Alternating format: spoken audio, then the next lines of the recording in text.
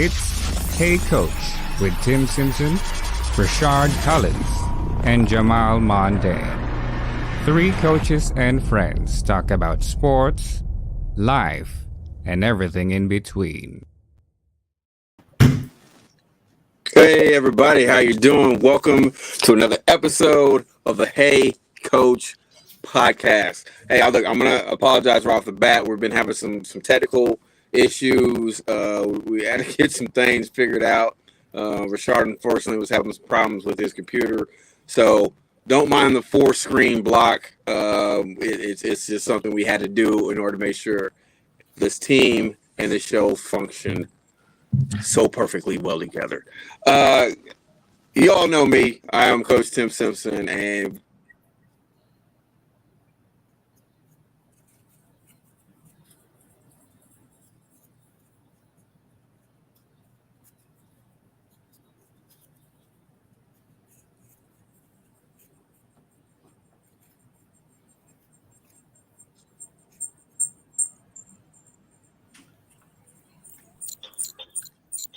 It looked like we got another technical difficulty going on, but it's all good. We're going to keep it rolling. Tim Simpson, we got Rashard Collins and Jamal Mondane back for another episode of the Hey Coach podcast. Been off for a little bit, but we glad to be back. Fellas, start with Tim. You can go ahead and take it over. How you doing, man? Dude, I'm doing good. Yeah, this I don't know, this whole technical difficulty. I love technology. At the same time, it really gets underneath my skin. Because when it works great. When it doesn't want to work, it just wants to mess with the whole thing. So yes, yeah, we're back. I'm doing great. Rashard, Jay, how you guys doing? Can y'all even hear me? Of course, we got you, man. Yes. Perfect. All right. I'm good. You good? We got an echo though. But no, I'm all good, man. Just glad to be back. Ready to be back on the sports, man. All the sports is back. Football's back. Yes, it's very exciting. It's great to be able to be back on the show doing what we all love to do. Now we are working through some things, but we're thinking about doing a fantasy football league, getting all that information up, and something we're going to actually do and cover throughout the whole entire season. So you get the chance to watch us draft our players, get ready for the draft, have all those bragging rights and stuff that we're going to have moving forward as far as going along with the show. But let's start this show off by talking about something that took place, and that's Serena Williams. Yeah, like she did her thing. I don't know. What the real takeaways from it were or everything, but it is what it is. Jay, what were some of your thoughts about her match that she had? So Serena is in the U.S. Open this past weekend. I was glad to watch her play.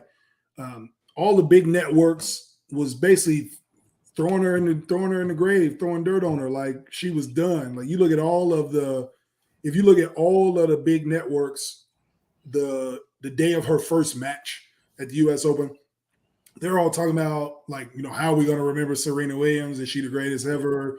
Like it was literally headlines saying this is her last match. It's like she ain't even played yet. Like y'all just dismissing her greatness. Like she can't win, So it was cool to see her not only win the first match, but upset the number 2 woman in the world in the second match. So I was glad to see that, make some people eat their words. They basically given her a career obituary, and she still had games. She still had matches to win. So she showed out, man. So I'm proud of her. Obviously, Serena, greatest tennis player ever, I believe, men or women.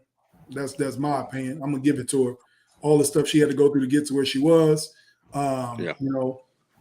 So that's what I got. But that was my takeaway from it. I was just happy to see her perform. Even with all the noise, she was still able to put on a show for people, bring people to the U.S. Open. Awesome, Rashard, what do you got on that? I got still got the echo.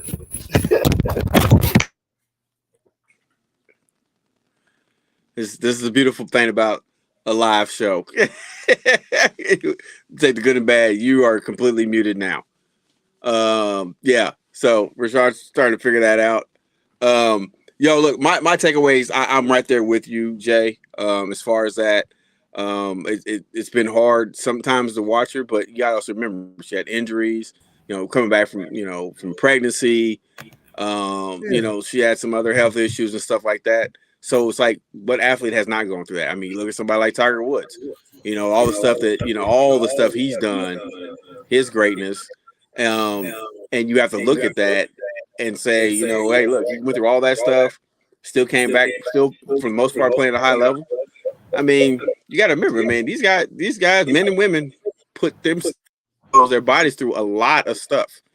They put their bodies through a lot of stuff. So you have to look at that and be like, yo, I mean, you can only put your body through so much stuff before it starts catching up to you. Trust me, I know. Yeah, for sure. All athletes know, especially when you're aging, to go through injury and obviously life stuff. You gotta try to finish your career out. You always want to finish it on your terms. You never want to leave. You never want an injury to end your career. You want to kind of do it when you're ready to do it. So that's the beautiful part of the sport.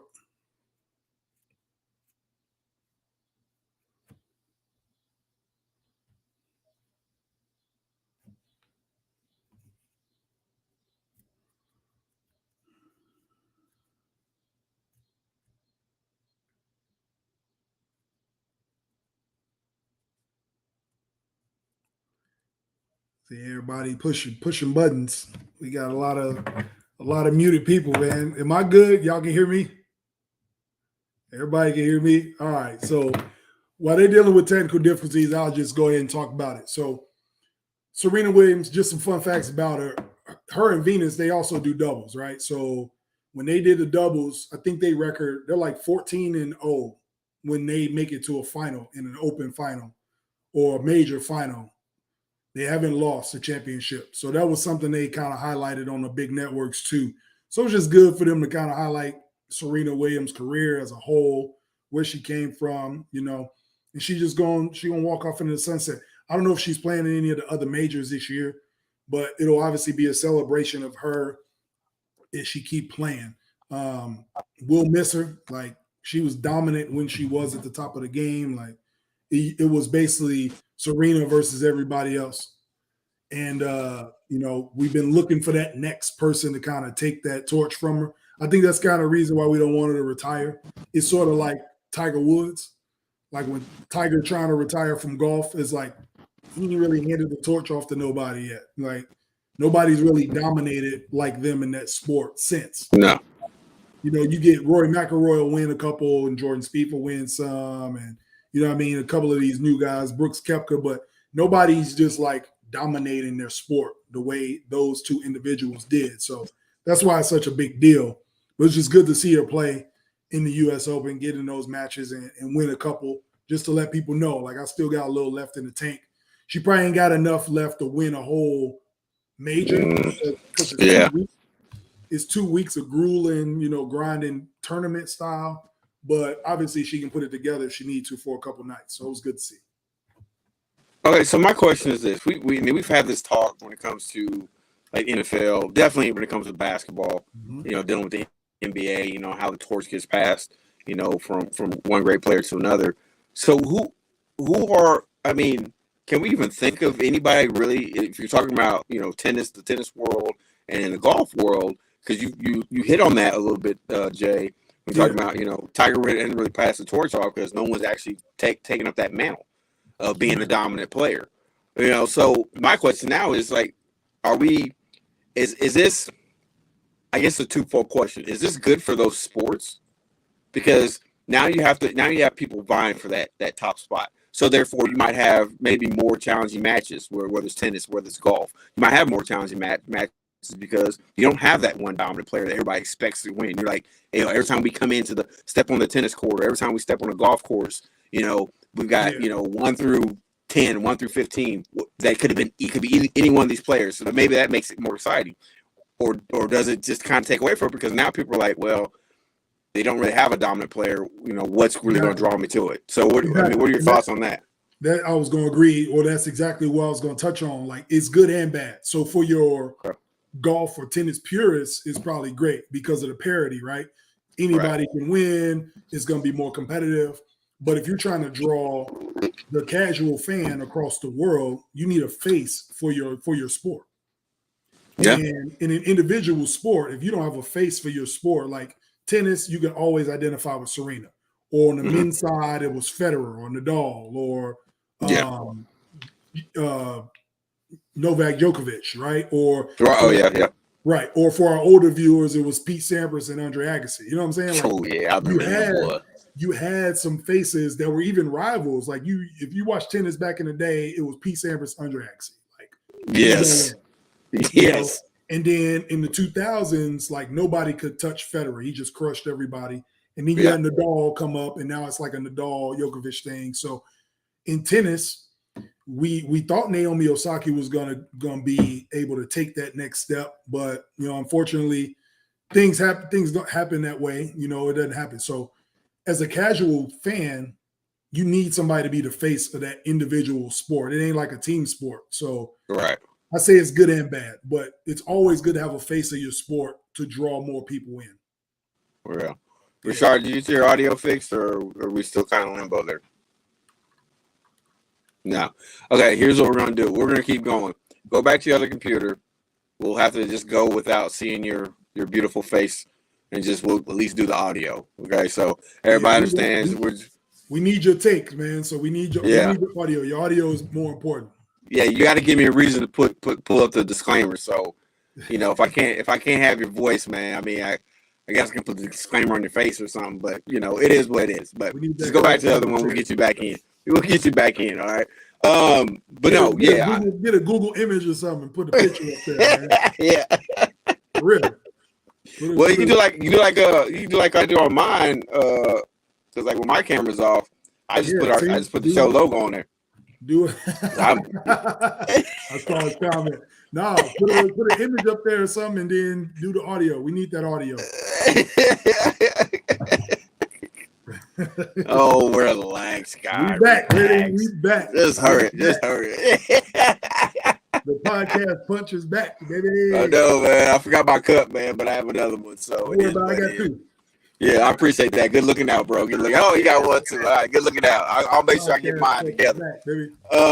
So yeah, it's empty under here, but it's yours. yeah. I got mine right here, sipping on a little something. But no, I think I think it can play. It's a double-edged sword. And like I said, I agree with you. It looks like we're both on the same page there. And it could be a very exciting era for those sports. As far as viewerships and everything, it could be, but we'll see. Hey, Rashard, I'm going to kick your video from the other one. Yeah, can you hear me? All right. Yeah, no, just close the other one out. The video one, just close that out. All right, y'all can hear me. All right, that should take care of it. Yeah, that should take care of it. I kicked the other one out of the studio. That one didn't need to be on there. But anyways, hold on. I figured out the issue. Hold on. Let me leave the Matrix. I figured it out. Oh boy. What you got, Tim? What you got? Okay, but no, I'm saying this could be an exciting, and I think a lot of it's going to depend on how each prospective sport decides to market it. If they're smart, if they were smart, they would have seen this coming, and they would have started, getting themselves geared towards trying to either push somebody else up or whatever, making them the next face. But a lot of this in those sports, they're individual sports. So it depends on what you can do. There are Americans in women's tennis that are good. Like I think the number one or number two tennis players in the world are American. They're not marketable. That's the thing. Like you can find it. We have the athletes, but in an individual sport, if you're not marketable, you're not going to draw anybody in. That's why I said, like, tennis fans will watch. Right. But what percentage of the world watches tennis? If you're trying to draw revenue, you need somebody that's marketable. And Serena was marketable, and then her sister played. Like, it was a whole thing, Yeah. Make it wrong. And then Tiger basically revolutionized golf. Like, he brought weight room. He brought fitness into the golf course. Like, it wasn't different. leisure sport anymore. Like you have to be an athlete to play at his level. So it's just different. It's different how they can draw that in. And obviously once Nike grabbed the hold of Tiger, it was over with. So I mean, over time they'll find somebody new maybe, but in this point in time, I'm sure tennis is sad to see her go because they don't have anybody to take that mantle right away. No, I feel you. Rashard, you good now? Yeah, no, you're not good. At all. No, not at all. Yeah, I know. Well, learn sign language. Matter of fact, grab some poster board and a marker. All right, and you just write your stuff out and you just kind of flash it up. Man. Don't worry about it. Just keep working on it. Anyways, yeah, so I think it can go either way. I'm kind of interested now. I'll be honest with you, as a casual fan, I'm a little more interested in what's going to be the backstories as far as dealing with some of these people. As far as, who are they bringing in next? Who's going to be who are they going to be pushing for next to get on and popping with this, because we've all seen if you don't have the people in place and you're not marketing your show the way or your platform the way it should be, you're going to start losing viewers, and you're going to start losing interest, and you're going to possibly start losing some of those future athletes coming up. Yes. Absolutely. So yeah, they're definitely gonna have to figure that out. So I mean, like I said, I'm a little interested in kind of seeing that. What's going to happen? What's going to take off with that? So I mean, it is what it is. We'll kind of see what's going on with that. So let's transition from tennis and let's talk a little college football. We had some great stuff going on this weekend, man. We had some great stuff going on this weekend. So let me ask you this, Rashard, you there with us? Hey, can y'all hear me? Yes, sir. Yeah, we can hear you. Got you. All right. So Rashard, we're gonna start with you on this one with college football. Why don't you talk about one of the? Let's take a game. All right. Let's take a game. Talk about one of the games that you watched, Rashard, that kind of piqued your interest. Maybe something was kind of surprising to you, or whatever your takeaway was from that game. What game would you say was yours? Not surprising. I'm a Nebraska fan, and Scott Frost is just not bringing it. And I'm glad that the media is kind of putting a little hot seat on this dude, like not letting him make it. The prodigal child, prodigal son. He then came back home, and I talk so much trash to people, man. When they was going to the Big Ten, I grew up 17 minutes from the University of Illinois. I'm like, bro, we about to come in here and take over the Big Ten. We will win a national championship in 3 years. Bro, we can't even win a state championship. These boys, wow. He can't get them there, and only people in a certain age group know a history of Nebraska even being decent. And yesterday to play North Dakota State, and we're not talking about the North Dakota that wins with the green and gold. We ain't talking about them. North Dakota State, they struggle. They struggle with them. I think Georgia took care of business. And I mean, I thought not to take anybody else's teams. I just thought the fact that Notre Dame and Ohio State jumped out there and played each other out the rip. I love that. Hey, yeah, that was awesome, man. That was awesome. And for the most part, it was a good game. Yeah, no, there were good games all throughout, man. One more quote, man.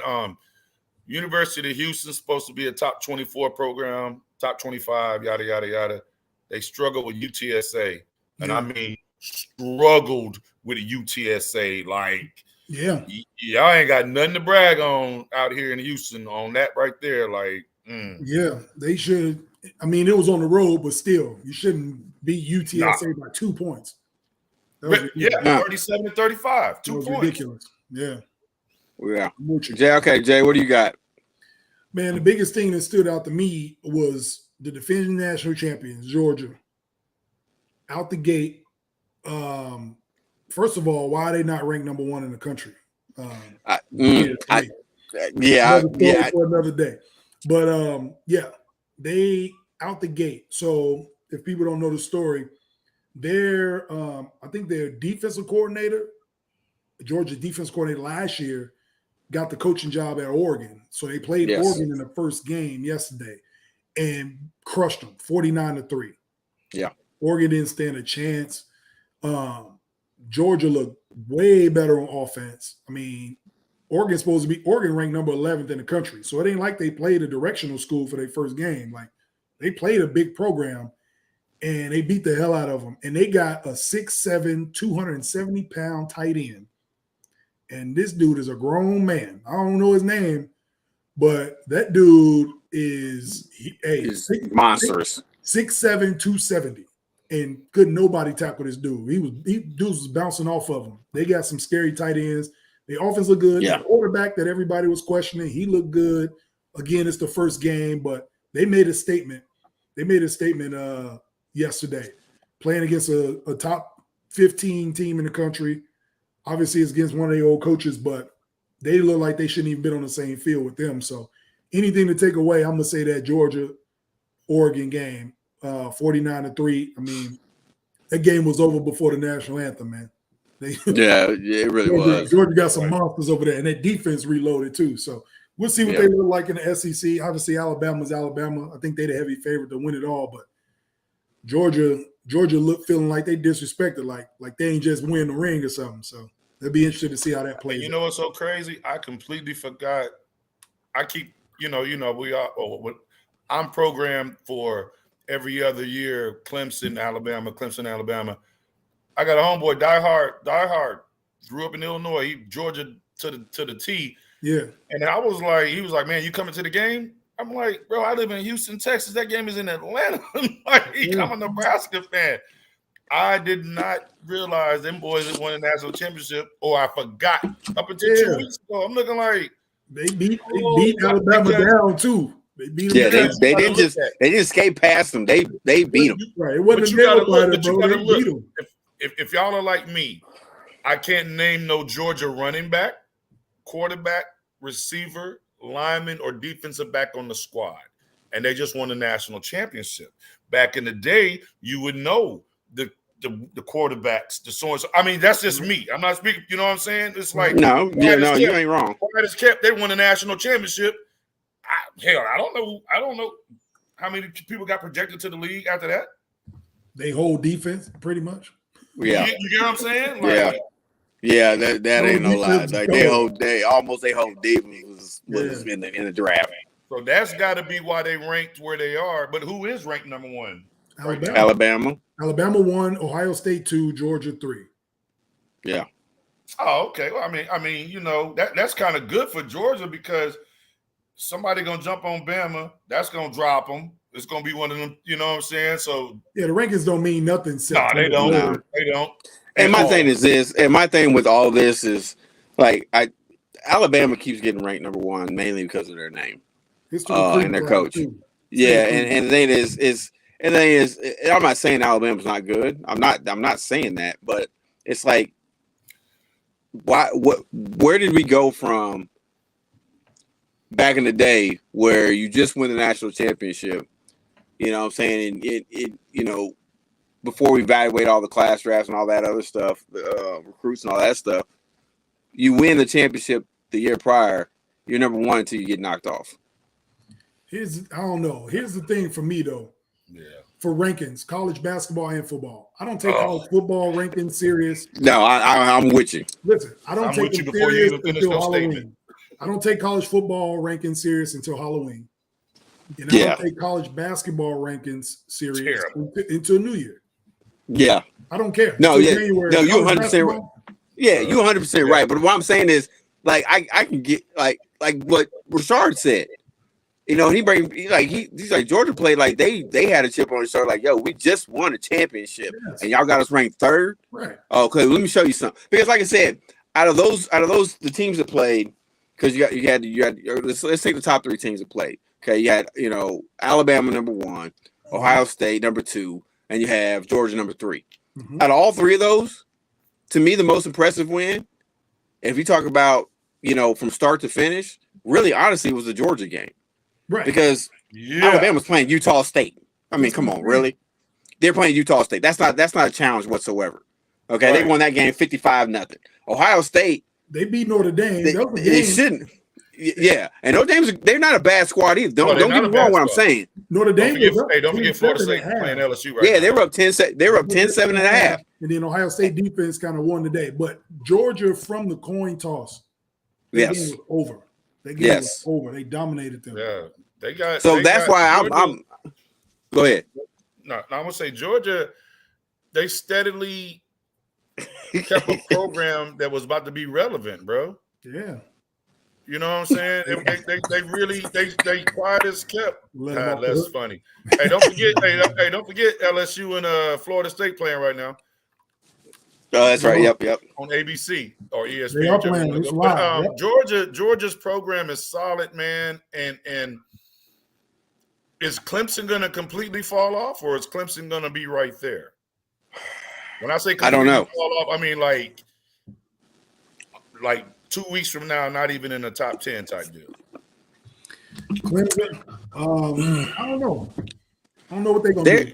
Yeah, that's what I'm saying. They have the, you know what I'm saying? Is their run over with? If they can't win the ACC, they done. Like there's no reason they shouldn't. There's no reason they shouldn't be the best team in that conference.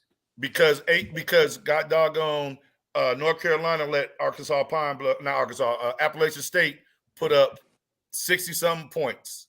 That was a basketball game, yeah. They scored 40 points in the fourth quarter. That was a basketball game. Hey, Tim, dude, that sounds like some stuff. Hey, that sounds like some stuff I'm doing on 2K or I'm doing on Madden. Bro, I'm putting up 40 points on you in a quarter. Hey, my first day in Iraq, Appalachian State beat Michigan. Oh, yeah, that's right. That was my first day in Iraq, going to the dining hall to eat. I remember that. And somebody was like, yo, watch the game, look at the TV. We looking like, what? They were like, look at the TV. Yeah, I remember that. They was giving Michigan hell right now. It was a Saturday. Yo, Jay, let me tell you about Jay. Let me tell you something. If you've never seen a sick brother in your life on a different level, that was a sick brother. Man. That brother was sick. I mean, he was sick. I thought I was gonna have to take him to the sick call. I was gonna take him to the sick bay to get him an IV. You know what I'm saying? Yo, yeah, you're right, Les. That's what that game was like, man. That game was like Tecmo Bowl. Bruh, the game was like Tecmo Bowl. That right there was crazy. I saw that yesterday. I'm looking like, what? Hey, I was so shocked about that. Like, I was like, wait a minute, y'all serious? And I thought at first I was like, y'all serious? Like, really? No, they were serious. They was right? Yes. Y'all let Appalachian State put up 60 points on an ACC squad. Not that the ACC is just, Florida State ain't holding it down like that.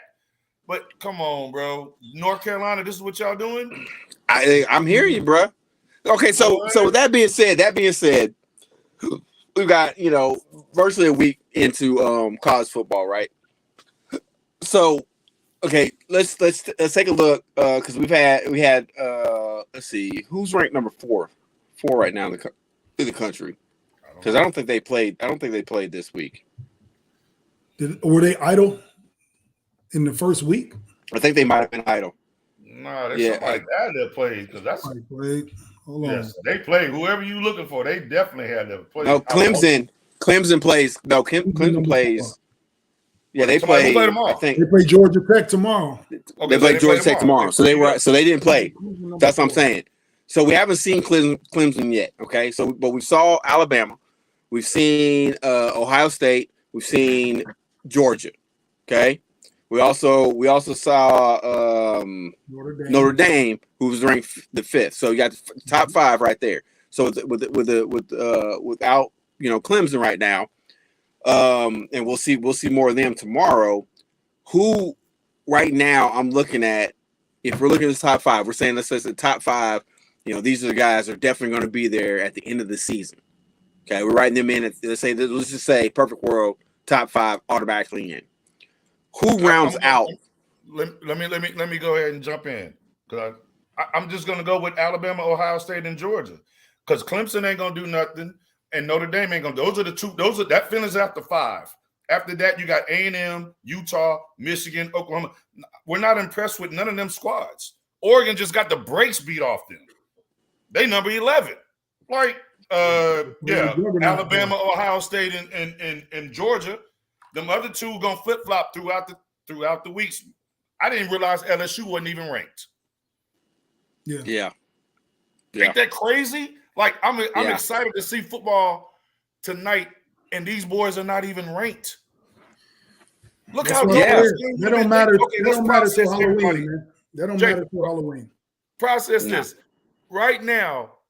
LSU and Florida State are playing. We should be locked and glued to this TV right now. Like, whoa. Yeah. Charlie Ward ain't on that field. You know what I'm saying? He's going way back. Bro. Our younger viewers don't know Charlie Ward. Wow. He brought up Charlie Ward? Our younger viewers don't know Charlie Ward. They know James Winston. Ain't out there throwing. Come on, man. Yeah. Bruh. Like, okay. Yeah. I mean, I feel you. I feel you, man. I'm with you. And it's great. It's crazy. But like Jay's point is 100% on the point. And the fact that it doesn't matter right now, it doesn't matter whatsoever. Because not till New York. Win their first 5 games, they'll be ranked in the top 15. Yes. If they win their first 4 games. That's why I said, Halloween is when I start looking at it. Yeah. Right? Okay. Because by Halloween, think about it, it's September 4th. By Halloween, that's 8 weeks of football. Now, you 7-1, 8-0. Now we can start talking. But Labor Day weekend, I ain't worried about it. Well, right. I mean, if you also look at it like Utah, did you say that you bring up Utah, Rashard? Florida? Yeah. Did you bring that game up? No, I saw it. I don't think I brought it up today, though. Utah was ranked. Utah ranked number 7th in the country. They got beat by Florida 29-26. Like Florida. So I mean, it's like I didn't even think Utah was that good. That's why I'll go back to the Scott Frost. Scott Frost should have never left Central Florida. Scott Frost had the next up and coming Clemson. You were going to get these kids whose daddies were living off of Florida State, Miami, and Florida. In Florida. Yeah. Mm-hmm. But you got athletes that get overlooked. Scott Frost was bringing them all into Central Florida and had a powerhouse, had T-shirts made talking about national champions when Alabama had won it that year. They didn't play Bama, but they had an undefeated record.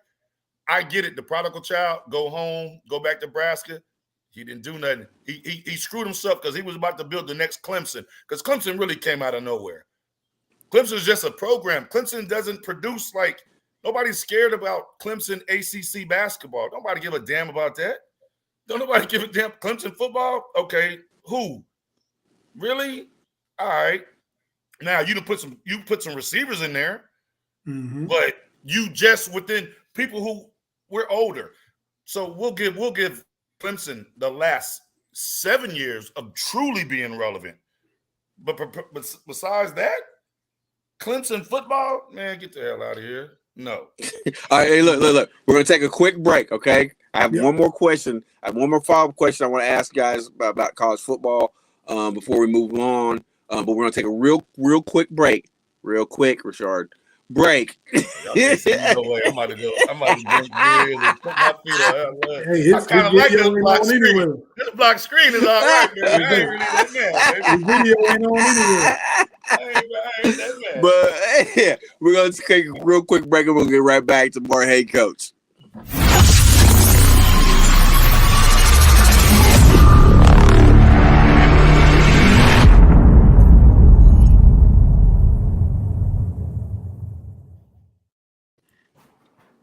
All right, hey, welcome back to the Hey Coach. I am Coach Tim Simpson. You know, I got Jay Mondane and Rashard Collins, who's incognito as far as the pitcher, but we still got his lovely voice. Got his shirt off eating a ham sandwich. Yeah, I can stand around full drinks. Oh, man, this is awesome, bro. I am not that mad right now. Yeah, boy over here just back there chilling, boy. Yeah, you know what I'm saying? We got to hold up the face for the franchise, you know what I'm saying? While he over there just over there chilling. All right, I see how it goes. My video ain't gonna be working next week. Anyways, hey, try it, bro. It ain't that bad, bro. Hey, I ain't even sitting down, man. I'll be here, guys. Don't worry about it. I'll be here. Don't worry about it. Oh my God, I cannot with you, man. I cannot with you. Okay, so my follow-up question is this: we're talking about college football. Okay, you know, we've got the legacies, you know, the great players. We got the great players, and everything. Great franchises, great organizations. My question is this: who do you think that are the top 5 schools that are going to be the top relevant teams over the next 10 years? Whoa. 10 years. Next decade, huh? Next decade. Okay. Kansas State. Think about when we used to play NCAA football and you do your dynasty over 25 years. Mhm. Okay, look, we're talking about something like that because you know we already know. I mean, Alabama for right now, Alabama. You know, is usually going to probably be the top because they get all they get a lot of the top recruits. I'm not going to say they get all of them, not anymore, but they get a lot of the top recruits. And just the way their organization is built and this and that. But Nick Saban's not going to be there forever. I say Kansas State. Okay, you guys Kansas State. Okay. I'm being funny. I'm being funny. Hey, for a while there, but you know, for a while there, Kansas State, man, they had a nice program, and everybody talked about them because they had a great regular season record, but they weren't playing anybody. That's what I kept telling them. They weren't playing anybody. But anyways, what do you got? I will argue this argument, Tim, because you gotta realize a lot of us thought the Boise States was going to be relevant after they beat people. Oregon cats are just going there for their jerseys. The SEC kills each other all the time. In the Big Ten, you only got 3. What you got? Wisconsin, Penn State, Michigan, and Michigan really shouldn't even be a part of that. You know what I'm saying? So, damn, you said 25 years. No, 10. The next 10. Yeah. Bruh, Next decade. About 10 years. I mean, next decade. Is the SEC going to still be hold on? Yeah, that is wide open. Is the SEC still going to be relevant, or all of a sudden will the Big Ten come up? So I'm gonna give you. Well, you also got to look. Well, before you say that, you also got to look at the simple fact. We've already seen what's happened over this last offseason with different campuses, different programs jumping to different leagues and different like that. So the thing is, we don't even know what the landscape is going to look like for some of these conferences. I won't even put that into consideration with my top 5. There you go, sir. Because we don't know what the landscape going to look like in 10 years. Like UCLA will be playing in the Big Ten. Like, you know what I'm saying? University of Houston to be somewhere in a different conference by then. UCLA will be playing Penn State in a conference game. Like, it's ridiculous. So none of that. I won't even. That question there, I'll leave it to Jay. I can't. But top 5. Not so 10. I will go. Ohio State will be relevant 10 years because you got to think of the age of the coaching staff. Like Mike Day is a young coach. Right. Lincoln Riley is at USC in his first year. I think in 10 years, they'd be relevant if he stayed. Nick Saban will be 80 years old in 10 years. So is he going to coach till he's 80? We'll see. But I say Bama. That's 3. Let's see. Oklahoma. I think Oklahoma will be relevant. They always relevant in the Big 12 or wherever they go. Oklahoma will be relevant. They'll be in that seat, but they'll still be relevant. Yep. Because they generate revenue. So you got to think of the schools that generate revenue. Michigan will be relevant still because they generate revenue. Harbaugh will probably still be there. SEC schools. Georgia, Kirby ain't got to leave no time soon. He got a lifetime contract. This dude just won the national championship. Kirby ain't got to go nowhere. So they go 5 right there, just off the top. So you can go Michigan, Ohio State, USC, Georgia, Oklahoma. We can say that. And then you can say if Nick Saban is still coaching at 80, he can be like Bill Snyder at Kansas State. Yeah, Bill Snyder held it down. So I'm saying, so there you go. Yeah. What do you got, Rashard? I'll go Georgia. Wherever Dabo is going to be coaching at that time, because I think he's going to leave Clemson. I think the coach from Notre Dame is going to make a noise. Yeah. UT with Arch has to bring recruits that want to go there. And when I say UT, I mean Texas. I would agree with you with Oklahoma. That alumni so damn impatient. It's ridiculous. I would agree with you with Oklahoma. And with that NIL, Texas or Texas A&M will win a national. They will pay for a national championship within the next 2 years. and I'm gonna give a old school Pac-12 or Pac-10 school. USC will be back when they get to the Big Ten. That's crazy. They're gonna be playing out there because you don't have now as a kid getting recruited by the Big Ten, I can stay in Cali and don't have to go anywhere to be a part of that conference. My family can see me play in LA. Yeah, if you're a Midwest kid, that's facts. Yeah, that's facts. That's good. Half your schedule is in the Midwest. Yeah, right. Yeah. Mm-hmm. Well, I agree with both of y'all on your list. I am going to throw out one other team that I watched last night. That if they get everything in place, they might actually still be able to be pretty good. And I'm putting them there because of something you brought up, Jay, as far as age of coaching staff and the coaching staff around them, and that's Oregon. Yeah. He's a first-year coach. You know what I'm saying? Not one person on the coaching staff for this season was on the coaching staff last season. They brought in all new coaches. Yeah. They're trying to build, and it's not like they have bum players, but what I saw last night of them was a simple fact of they're a team that's trying to learn their new coach. Right. And they were overmatched. I mean, they were definitely overmatched in that game. There's learning your new coach and then losing 49-3. Like, right. You were just Georgia got better players than you. You know what I'm saying? Like, yes, they are learning their team. It will be interesting in the Pac-12 because you got a couple new coaches at big programs. But and then Utah is good. Utah can repeat and win that conference. They won it last year. That's why they ranked so high. They brought everybody. Utah does have a good little program, man. That's what I'm saying. They brought everybody back pretty much. Yeah, Utah does have a good program. And they won the Pac-12, I think, 2 out of the last 3 years or something like that. Like Utah got a good program. So they'll be good. But if we talking about relevant teams, I'm putting into account coaching staff, the age of the coaching staff, the money that they bring in because of the NIL, and because they historical programs. Like Oklahoma ain't going nowhere. Lincoln Riley left, but it's still Oklahoma. And what you said, Jay, was the key point to everything. When you and I've never ever thought of it like that. When you said the age of the coach, I've never processed that on youth. I processed that on like, God damn, Coach K been there forever, Boeheim been there forever, Dean Smith was out there. You know what I'm saying? But when you go off of youth and you talking about football, like the way that they're bringing money to these programs, absolutely, and stuff like that. That's why I'm gonna keep saying it all the time.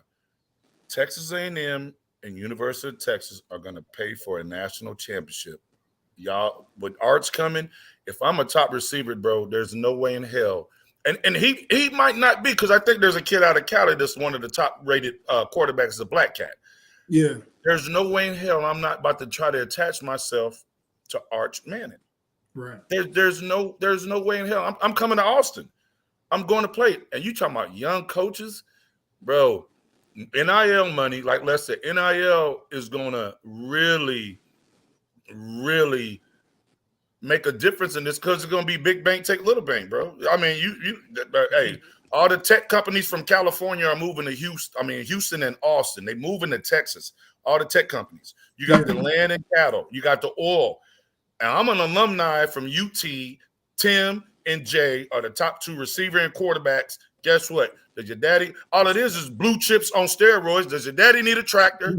And does your mama need a job? And so and so. Yep. I'm coming in that thing like I'm trying to find blue chips on a platform. I can't find it. I can't find it on Netflix. I can't find it. I don't know if it's on it.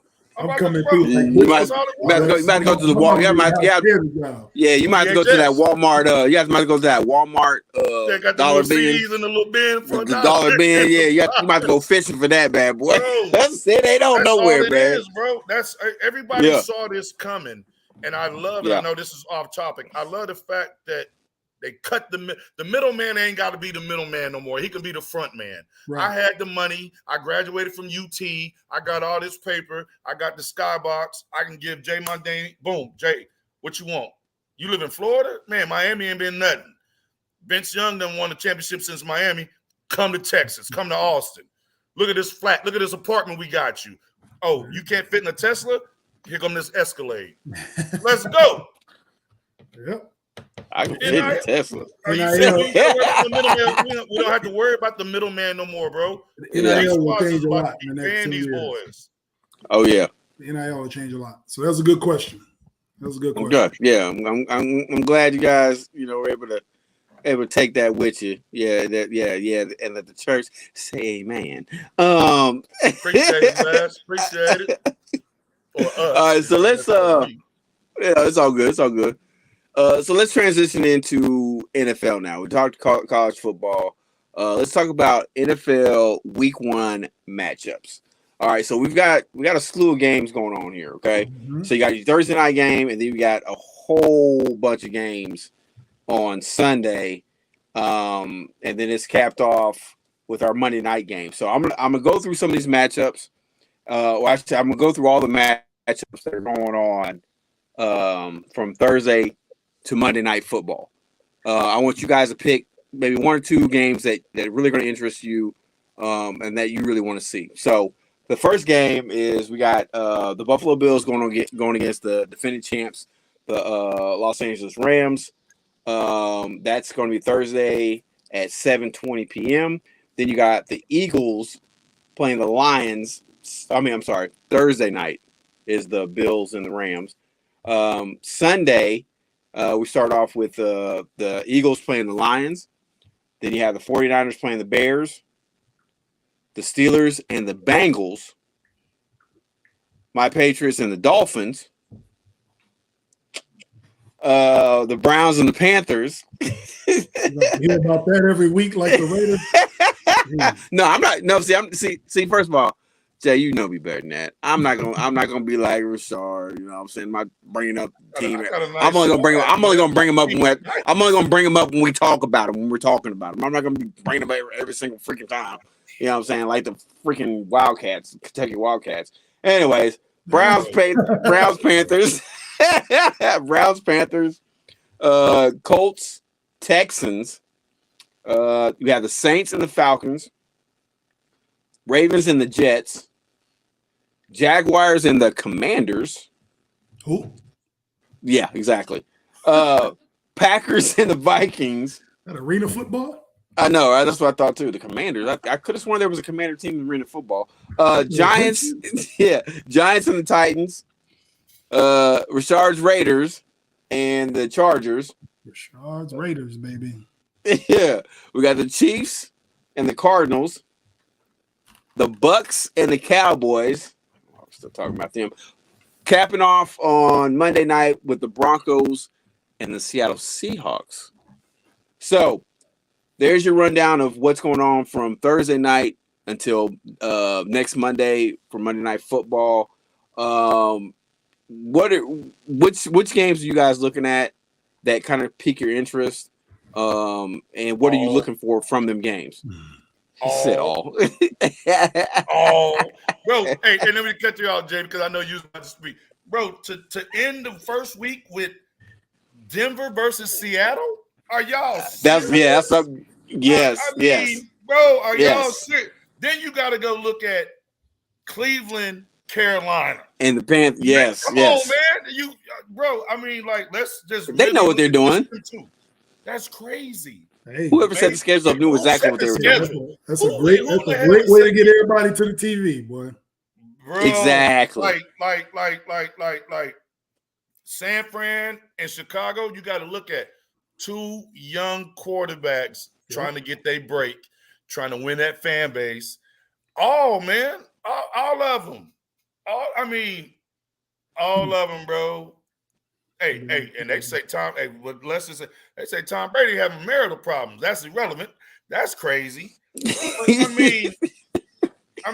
then you look at Pittsburgh, Cincinnati. Mm-hmm. Come on, bro. You come on, man. Okay, New England. We're gonna see if he going which one of these quarterbacks gonna step up, because they fan base is gonna be like, all right, we got Jones. We got who they got? Miami, Tua. Like, who's gonna step up? You see what I'm saying? Like I say all, bro. I'm not gonna take the time. I'm just saying all, man. And then for my squad, we start out with the Chargers, bro. Come on, man. Out the rip. All. Go ahead, Jay. Jay, what you got, Jay? The one game, obviously, I'm looking at every Bears game. I don't think we're going to do great this year, but I'm obviously watching them all. If I had to pick one game this week, though, the one game I would pick is the Raiders and the Chargers. This is why. The Raiders put the Chargers out of the playoffs, the last game of the regular season last year. And for the NFL to make that week one a conference I'm not laughing game, at you. I'm sorry. it's a conference game and arguably what's going to be the best conference in football or the best division in football. Yeah. Make that a divisional game in week one against those two teams. I'm looking forward to that. I'm looking forward to that. Yeah. I'm looking forward to see what Devontae Adams going to look like in a new uniform. I am too. I'm looking to see what Derek Carr can do with him, how they mesh in week one. I'm looking to see that Chargers defense with Derwin James back, with Khalil Mack making a debut against the Raiders. So it's a lot of storylines in that game, and you want to get a good start off in that division because you don't know who's going to win that division. I think you can win 10 games in that division and win it because they finna beat up each other in that one. So it's going to be good to see. I'm excited about that one. I want to see what Justin Herbert look like out the gate. Right. So yeah, and look at the Kansas City versus Arizona matchup. Yeah. Hey, it's two rich black quarterbacks in that game, baby. The boys got paid. Yeah, real rich. They got paid. All right, before I give my little spill on it, Rashard, I'm gonna tell you right now, man. Hey, your people's man is killing me, bro. Your people's is killing me.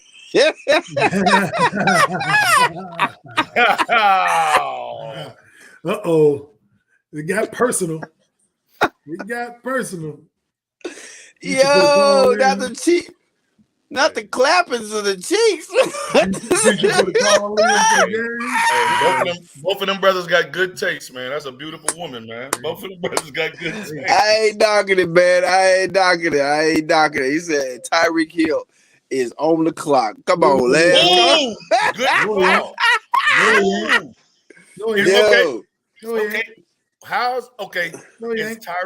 Is Tyreek gonna miss Kansas City?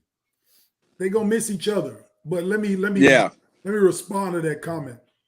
In the NFL, nobody is on the clock when they have guaranteed money. You're on the clock when your guaranteed money expires. He's fine. Yeah. He's fine. Tua's on the clock. Like real talk. We got you everything you need. Jalen Hurts' ass is on the clock. No, Jalen Hurts good. I think Jalen Hurts is good. Jalen Hurts is good. He earned his keep last year. He good. Yeah. He good. Yeah, if the organization's smart, then they back him. You know what I'm saying? They stop doing all this stuff because right now, who's a better fit right now for what that squad is? For Philly? And you can't for Philly. Oh, in Philly? No, I don't even know who their backup is. Yeah, it's got to be Hurts. They good. If he stay healthy, they win the division. Yeah. Simple as that. Philly wins. Yeah, like I said, he's good. He good. All right, so now Tua's on his rookie deal. I agree with that. It's an expiring rookie contract, and he got all the weapons he need. The coach he didn't like is out the way. The offense is catered to him. They brought him Tyreek. They brought running backs in. Here you go. That's on the clock. Tyreek chilling. He got guaranteed money. He all right. He ain't on no clock. He got a Super Bowl ring. He got a Super Bowl. Yeah, I'm about to say he got a Super Bowl ring. He good. He's straight. Yeah. Tua's all right, so now for me, there's several games I'm really interested in. What I'm looking at right off the jump, Thursday night's game, the Bills and the Rams. I want to see Allen. The Bills will win. Okay. The Bills will win that. Yeah, I believe so too. That's what I'm picking. But I really want to see Allen. You disagree with Sean? Hold on. No, I'm just saying. I'm just like, ooh, because I'm ooh. That's banner night. The Rams put the banners up that night. They ain't gonna be ready. Put it up that night. They ain't gonna be ready to play. The Bills, like I said, the Bills, they're trying to get one. And they, you know what? Not only that though, they feel like they were cheated last season. Yeah, okay, and I need them to play like that. I need the Bills to play like that because right now, the Bills are the old Bills when they went 4 Super Bowls in a row and couldn't win nothing. That's who they are. I disagree. The reason why, when they had a good squad and couldn't win that, they got to get over that, bro. You in that division. You can't run from the division that you're in. You cannot. You're in the AFC.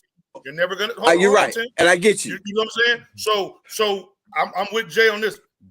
Y'all, or both of y'all on this. They have to beat the Rams, Super Bowl champs, Thursday night. I don't give a damn if it's hands down. They have to beat them. I don't give a damn if it's 3 seconds left on the clock, field goal. They have to win. Bro, you can't keep giving the Bills Mafia all this promise and hope. It's like the Clippers, baby. You can't give me all this promise and hope and we don't do nothing. First of all, you cannot compare the freaking Clippers to the Buffalo Bills and what we're talking about. Come on, man. Clippers ain't done nothing. Clippers ain't done nothing or got close to doing anything. Nobody cares about the Clippers. Jason Houdini Tatum, with his disappearing ass. Don't you start with me. Yeah. We back. Yeah. It ain't got nothing to do with the Clippers, though. I'm saying the Bills. For the love of God. The Bills got to put everything together, man. This is the reason why he basically calling Josh Allen Jim Kelly. He said he need to get. Yeah, that's what I'm saying. But this is the reason why I disagree with that, though. Yeah. You're talking about the Bills were going up against the Cowboys. Okay, when they lost all their Super Bowls, they played against with the 1 year they played against the Giants. No, it wasn't everybody. No. They lost to the NFC East 4 straight years. They lost to the Giants, the Redskins, and the Cowboys twice. Yes. So you're talking about all them teams were good. Yeah, exactly. They're great teams. But the thing is they got to the Super Bowl. Now, no. The reason why I'm saying, the reason why I'm saying I disagree with that is because when you look at back then, you had, at least maybe 2 or 3 teams that were elite teams. Okay. The Bills team that even though they went and they lost off, they were a great team. They were a great team. But it's just one thing. They just couldn't put it together. The other teams played great games. You know what I'm saying? It is what it is. That's what it is. This Bills team, I'm gonna be honest with you. If the rule had been changed to where it is now, I don't know if Kansas City beats them. I don't think Kansas City's going to win it. I don't think Kansas City's going to AFC. That's either here or there. But what I'm saying is, this Bills team is a great team. They are a great team. Now, because of league rules, they didn't get the opportunity to actually for us to actually say Josh Allen is that. I honestly think Josh Allen is that dude. That dude is a bad dude. He can do. He can throw the ball. He can run the ball. He makes great decisions with the ball. He also has an edge to him to where hey, this may be a tight fit for some, but I'm gonna get it there. You know what I'm saying? He has the trust with the receivers. They got a great offense. They've got a pretty good defense, and I honestly think that's the reason why I'm so intrigued about this game because I want to see where Josh Allen is mentally after coming off a season like that. Hey, and I don't know the answer, so I'm asking, where did Josh Allen go to college at? Wyoming. Yep. Okay. University of Wyoming. Gotcha. Yeah. Disco with you. Disco on you already. Pistons ain't done nothing since the Malice in the Palace. Get on, boy. Get out of here. We don't want to hear that Clippers talk to another. Yeah, we don't. Thank you, Disco. Thank you. But what I'm saying, no, just stop comparing. No, you can't compare. The Clippers don't come up in income player comparison for anybody. Okay, just stop it. Just stop it. Anyways, Chauncey Billups or Michael Redd. Oh, for the love of God, this dude. That's a good question. Just stop. Yeah, That's not a good question. The matchup of the week I'm looking for Raiders Chargers. That would be if I could pick one. Yeah, it'd be Raiders Chargers. Yeah,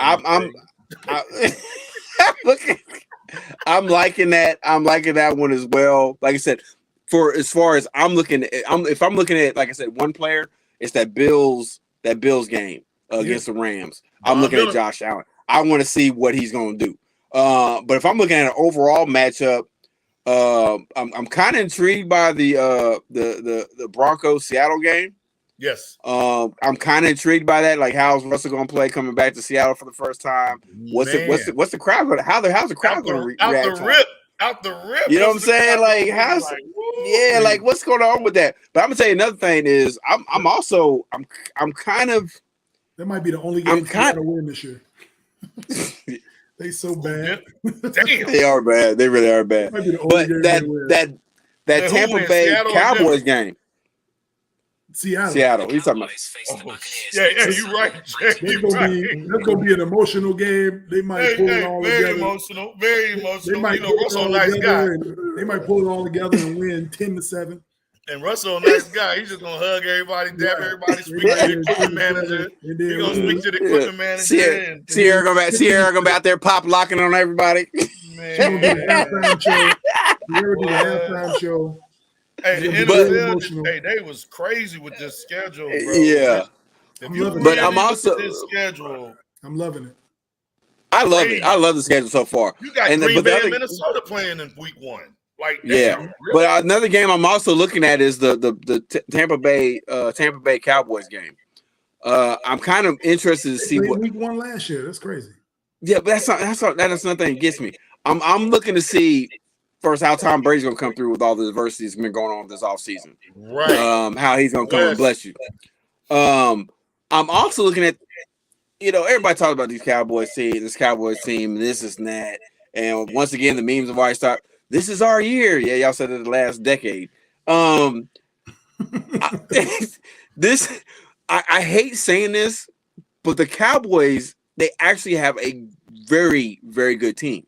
Yes. What intrigues me is how is it you have such a good team and every year you find a way to self-implode? Like you find a way to lose. It's like my thing is I'm questioning, like, okay, so is it coaching? Okay, Jason Garrett was probably the worst Cowboys coach they could ever have had at any point in time. But then that's what I'm at. Jane Gailey was pretty bad. Yeah, well, then that's what I'm saying. Now I'm going back to, okay, so he was a bad coach, and that Gailey was pretty bad. And then you put in another coach that had tremendous success in Green Bay, you know what I'm saying, and won a Super Bowl there. You know what I'm saying? So it's like, okay, so they got a pretty decent coach, but you guys are still doing the same stuff. So now is it the players? Is it the culture? Or is it Jerry Jones? My thing is, Tim, this is where I go with that. That's why I said, was it really Jason? I go with okay, you have an offensive coordinator and a defense coordinator. I might just be the head coach and be like, okay, yeah, we can run that. But you done picked the wrong shit. You get what I'm saying? Like, the OC done picked a dumbass play. The defensive coordinator, dude really ain't that good, but he done got it on the 53-man roster for whatever reason out of UTSA. Like, bro, the head coach can only take – the head coach ain't missing field goals, bro. The head coach ain't out there kicking no field goals and punts. I think Jason Garrett should have stepped up and, like, what part of the offense or defense did he control? Because you see Belichick is taking over what this year? Defense, right? Yeah. But he's defense. Yeah, he's always been defense guy. So now we ain't got to worry about Bill taking over the offense. So let's see what the Patriots do. My theory when it goes to the head coach, I'm old school thinking like head coach, you do it all. No, you have coordinators. These coordinators might not know their personnel. If you know I'm left-handed, why you keep having me shoot from the other side of the damn goal, bro? Like, hello, I'm left-handed, coach. Like, what are you doing? You don't know me. You don't know the player. Can I slide my feet? Do I even play defense? I'm being for real. You got to know. Yeah. You got to know your personnel. No, 100. You're given a team. You don't have a choice of everybody. I don't think the coaches really have a choice of everybody they pick. I think the owners kind of really are more hands-on with that. There you go. That's what I'm gonna touch on. That's what I'm gonna touch on. Mm-hmm. I agree to a certain extent with the players, but this is what year are we in? 2022. This is 25, 26 years. It's the organization as a whole, man. Like the ownership, the general manager, Jerry Jones is both. I don't know what he is. Can't nobody tell his ass nothing. Exactly. It is the pressure that the owner puts on the players and that organization. Like he's always in the media. He's putting added pressure on a team that ain't won in over 2 decades. Like he put all his pressure on like they supposed to win something. Like they haven't built anything with that. There is no program in place to build a franchise to win. He wants the best. He wants the splashiest hire. Mark my words. He will get Sean Payton will be the coach next year. If the Cowboys don't get past the first round of playoffs, I'm telling you, Sean Payton will be the coach. I really believe you, bro. He's taking a year off. He taking a year off because they didn't want to get any violations for tampering. He gonna take a year off, probably good in the studio. He probably do NBC, Thursday, Sunday Night Football or something like that for a year, and then he gonna take McCarthy job if McCarthy don't get them out of the first round playoffs.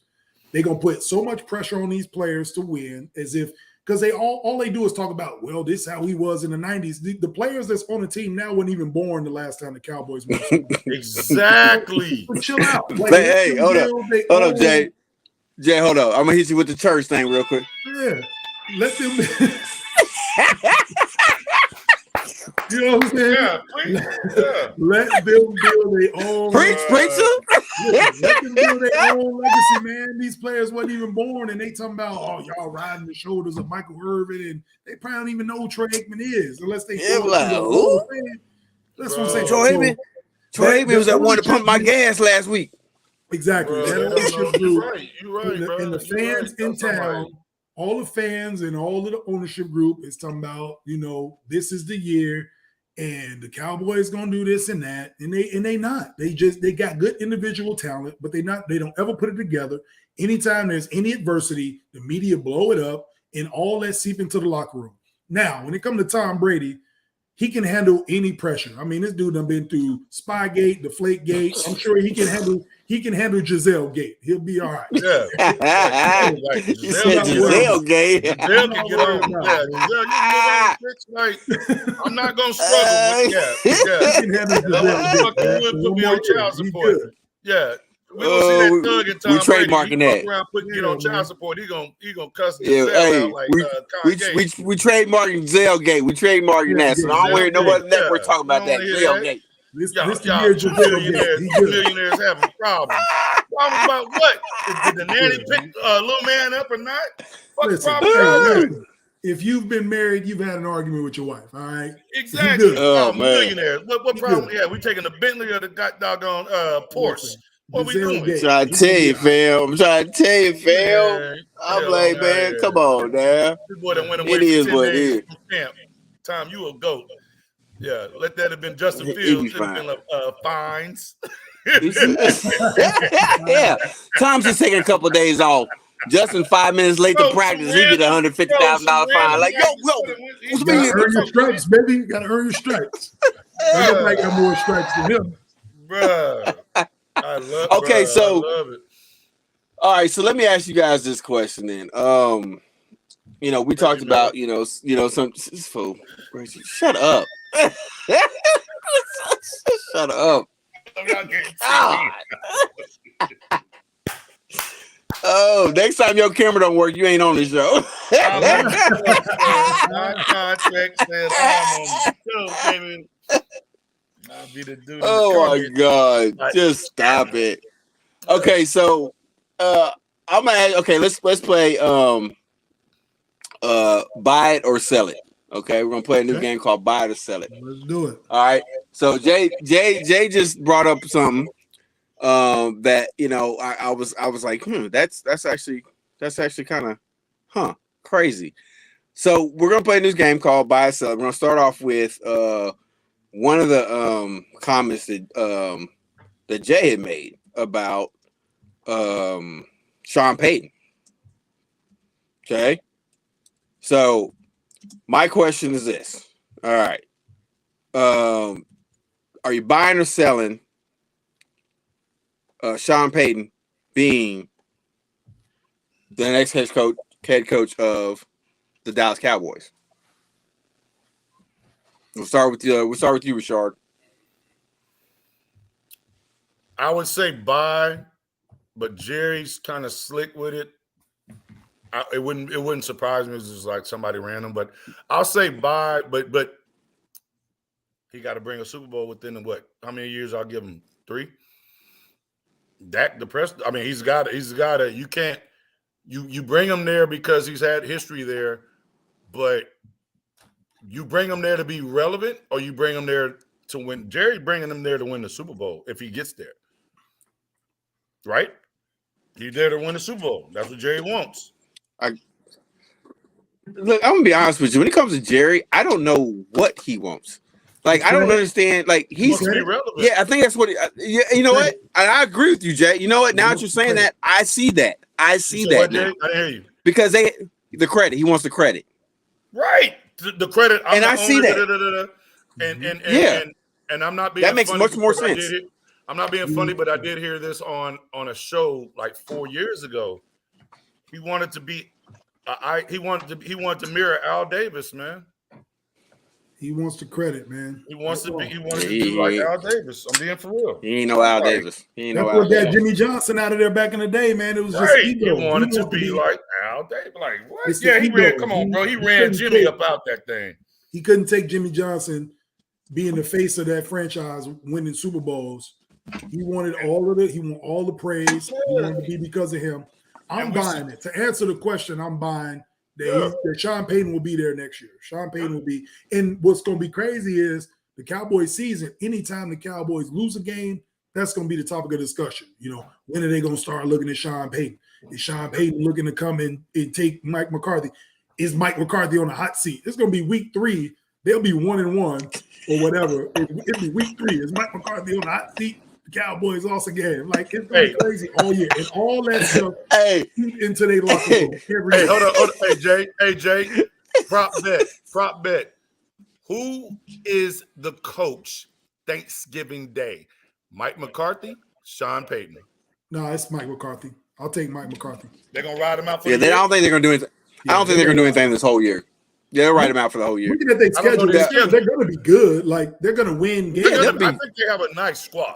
I really do. Yes, I honestly do. They'll win games, but the problem with the Cowboys, if y'all pay attention, the Cowboys are always good before Turkey Day. It's after Turkey Day. Because Zeke eat too much. And he got that jersey cut off, and then, you know what I'm saying, now his belly's sticking out. Yeah, that's not good. Okay, so hold up. Paid that boy, and Zeke has underperformed, man. He is They paid him in turkey legs. Man, I don't know what they paid that boy in Buckeyes. They paid him in turkey legs. Let's Hill out there. So let's keep with that theme right now. So let's say they bring in Sean Payton. Buy it or sell it.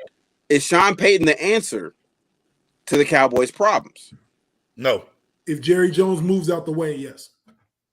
He has to let his coach know. Agree with Jay. I agree with Jay. I said no, but I agree with Jay. No.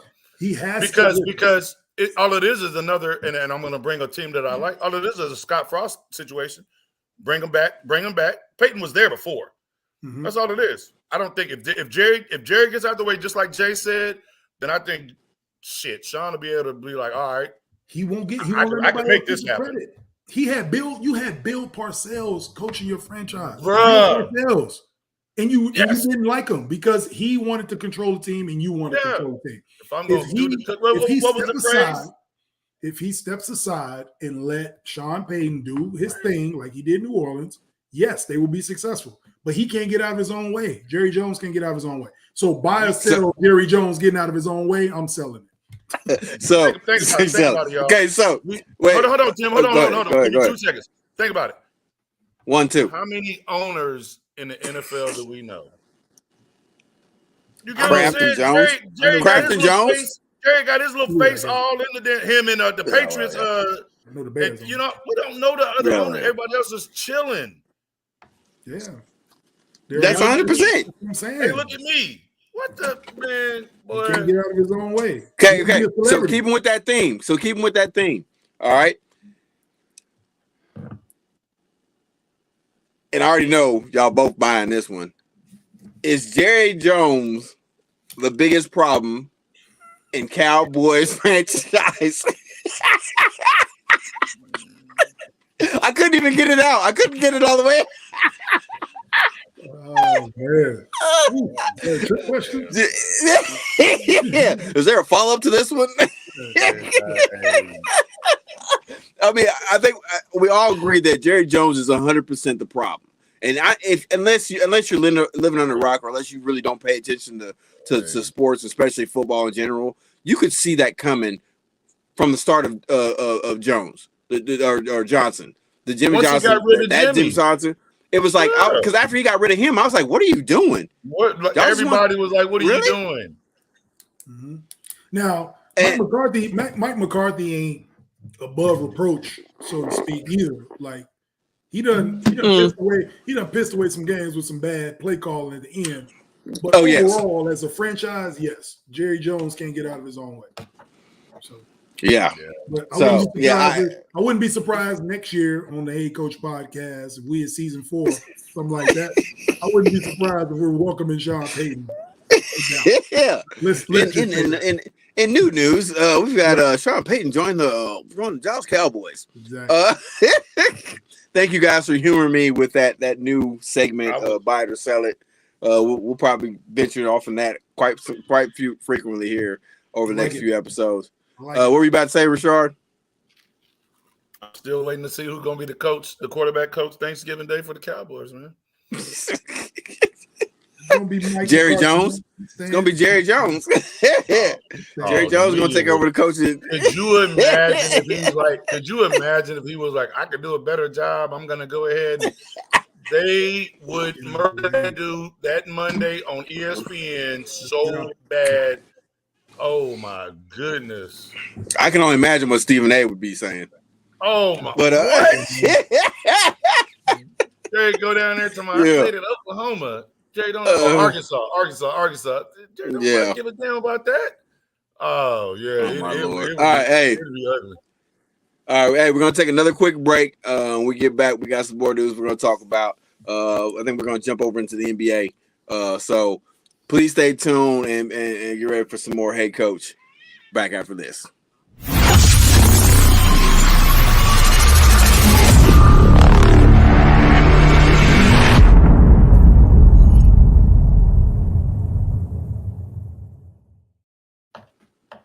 Welcome back to the Hey Coach podcast. You know, you're rocking with Coach Tim Simpson, Jamal Mundane, and of course, Rashard Collins. Before we jump into NBA news, Rashard, once again, not Rashard, I'm sorry, Jay, once again, why don't you tell the people a little bit more about the 1/3 Hey Coach? 1/3 Hey Coach podcast. Hey, so as you can see, we the mighty Hey Coach. And it's 3 of us. For those who don't understand fractions, I'm 1/3 of that. So you can catch this if you look up go on Instagram. Obviously, you see the @Hey Coach podcast on the ticker at the bottom. Also, I will be putting clips of shows every week, questions, highlights, all different types of things that come to mind on my personal Instagram, and the handle is 1/3 Hey Coach. So go ahead and check out the ticker at the bottom.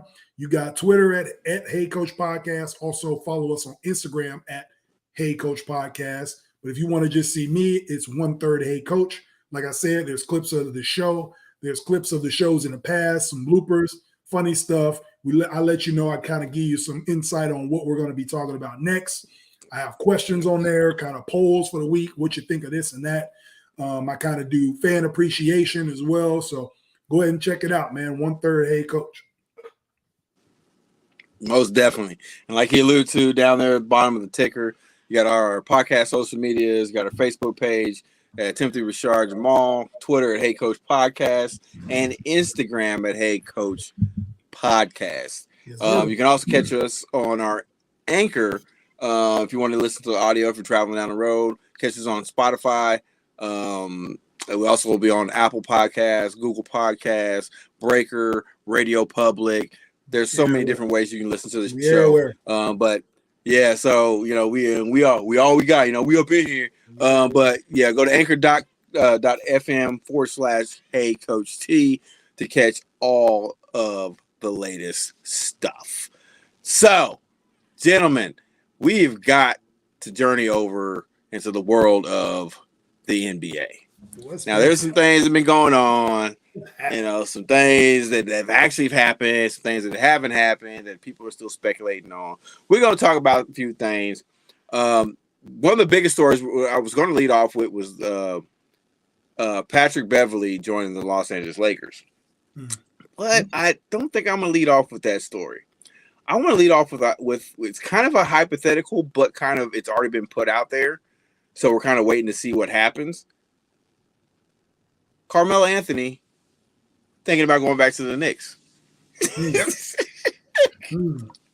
Yep. So now the reason why I wanted to hit on this because there was also another player that was mentioned that might be getting dealt to the Knicks, and that's one Russell West.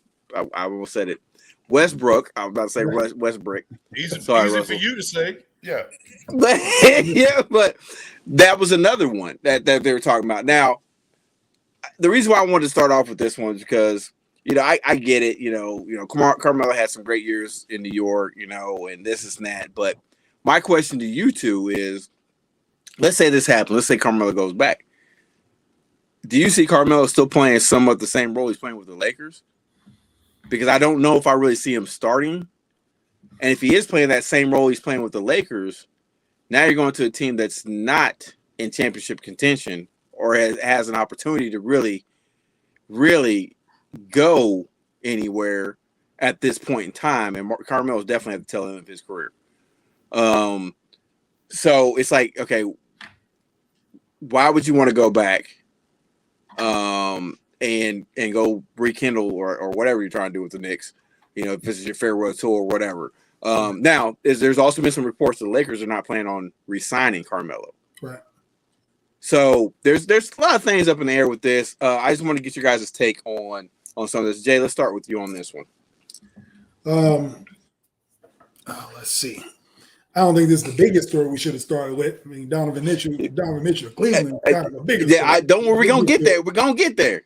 Little teaser, but Carmelo into the Knicks. If I'm being honest, the only reason that I could see Carmelo Anthony going to New York, one or two reasons. If he's still trying to win, he would go to Brooklyn. If he's trying to retire, he would go to New York. Maybe he wants to retire as a Knick, kind of do a farewell thing like Tim touched on. I don't see him going there to be a formidable team or a team that he thinks can contend for a title. So the NBA always tells us any questions we have about the NBA, we always get the answers. The answers will come. We just like speculating about it. So this will obviously be answered soon enough. If he goes to the Knicks, I think he's retired. Because why else would you go back? You had unceremonious exit with the franchise, even though Phil Jackson was there when it happened. But why would you go back? They're a young team. They're not contending for anything. Why would you take a back seat, sit on a bench unless you're trying to retire a Knick? Now, if you go into a team in New York, because he's from Brooklyn, a lot of people may not know that, I would think he would go to the Nets and try to win a championship, be a glue guy, a veteran guy in the locker room. Every team he's ever been to, everybody says he's a great locker room guy. He's a great teammate, and they love playing with him. So I can see him going there and trying to get all that drama molded together. But then there's the Mike D'Antoni situation. Him and D'Antoni don't kind of vibe because of the Houston thing. So it's all up in the air. I'd be surprised to see Melo go anywhere in New York, to be honest. But, stories are stories. We'll see what happens. Okay. Rashard, what do you got? Yeah, if he goes to the Knicks, it's basically the respect of the community. You know what I'm saying? I mean, I saw somebody just said something about a one-day contract. It's the respect of just he doesn't want to go out like that. Like he came to New York and but New York didn't have nothing around him to where he was just about to take somebody to the Eastern Conference Finals. You know what I'm saying? He was just a good player coming from Denver. Like, okay, got it. We got Melo. He back home. He didn't do it. If he was going to win, like Jay said, if he's going to come back home, you're going to win, go to Brooklyn. Why not? You already been a part of a dysfunctional program anyway in LA. This ain't going to be none. This is going to be anything different. I mean, being realistic, Brooklyn that's just amazing, just their whole program. But I think Melo, I don't think he's going to get re-signed. I think he's going to go ahead and I think he'll finish up if he ends up anywhere outside of Brooklyn or the Knicks, I'd be really shocked because nothing would make sense because there ain't no way in hell he can go to Golden State. He wouldn't even look right going to Milwaukee. Boston, that could be different. Now, would he be able to crack the starting lineup at Boston out of who he is or what he can do if he went to Boston? Is it off a name recognition? Like, man, it's Carmelo. Or is it off Carmelo can, outshoot Buddy and Carmelo giving us a little bit more than Buddy? You get what I'm saying?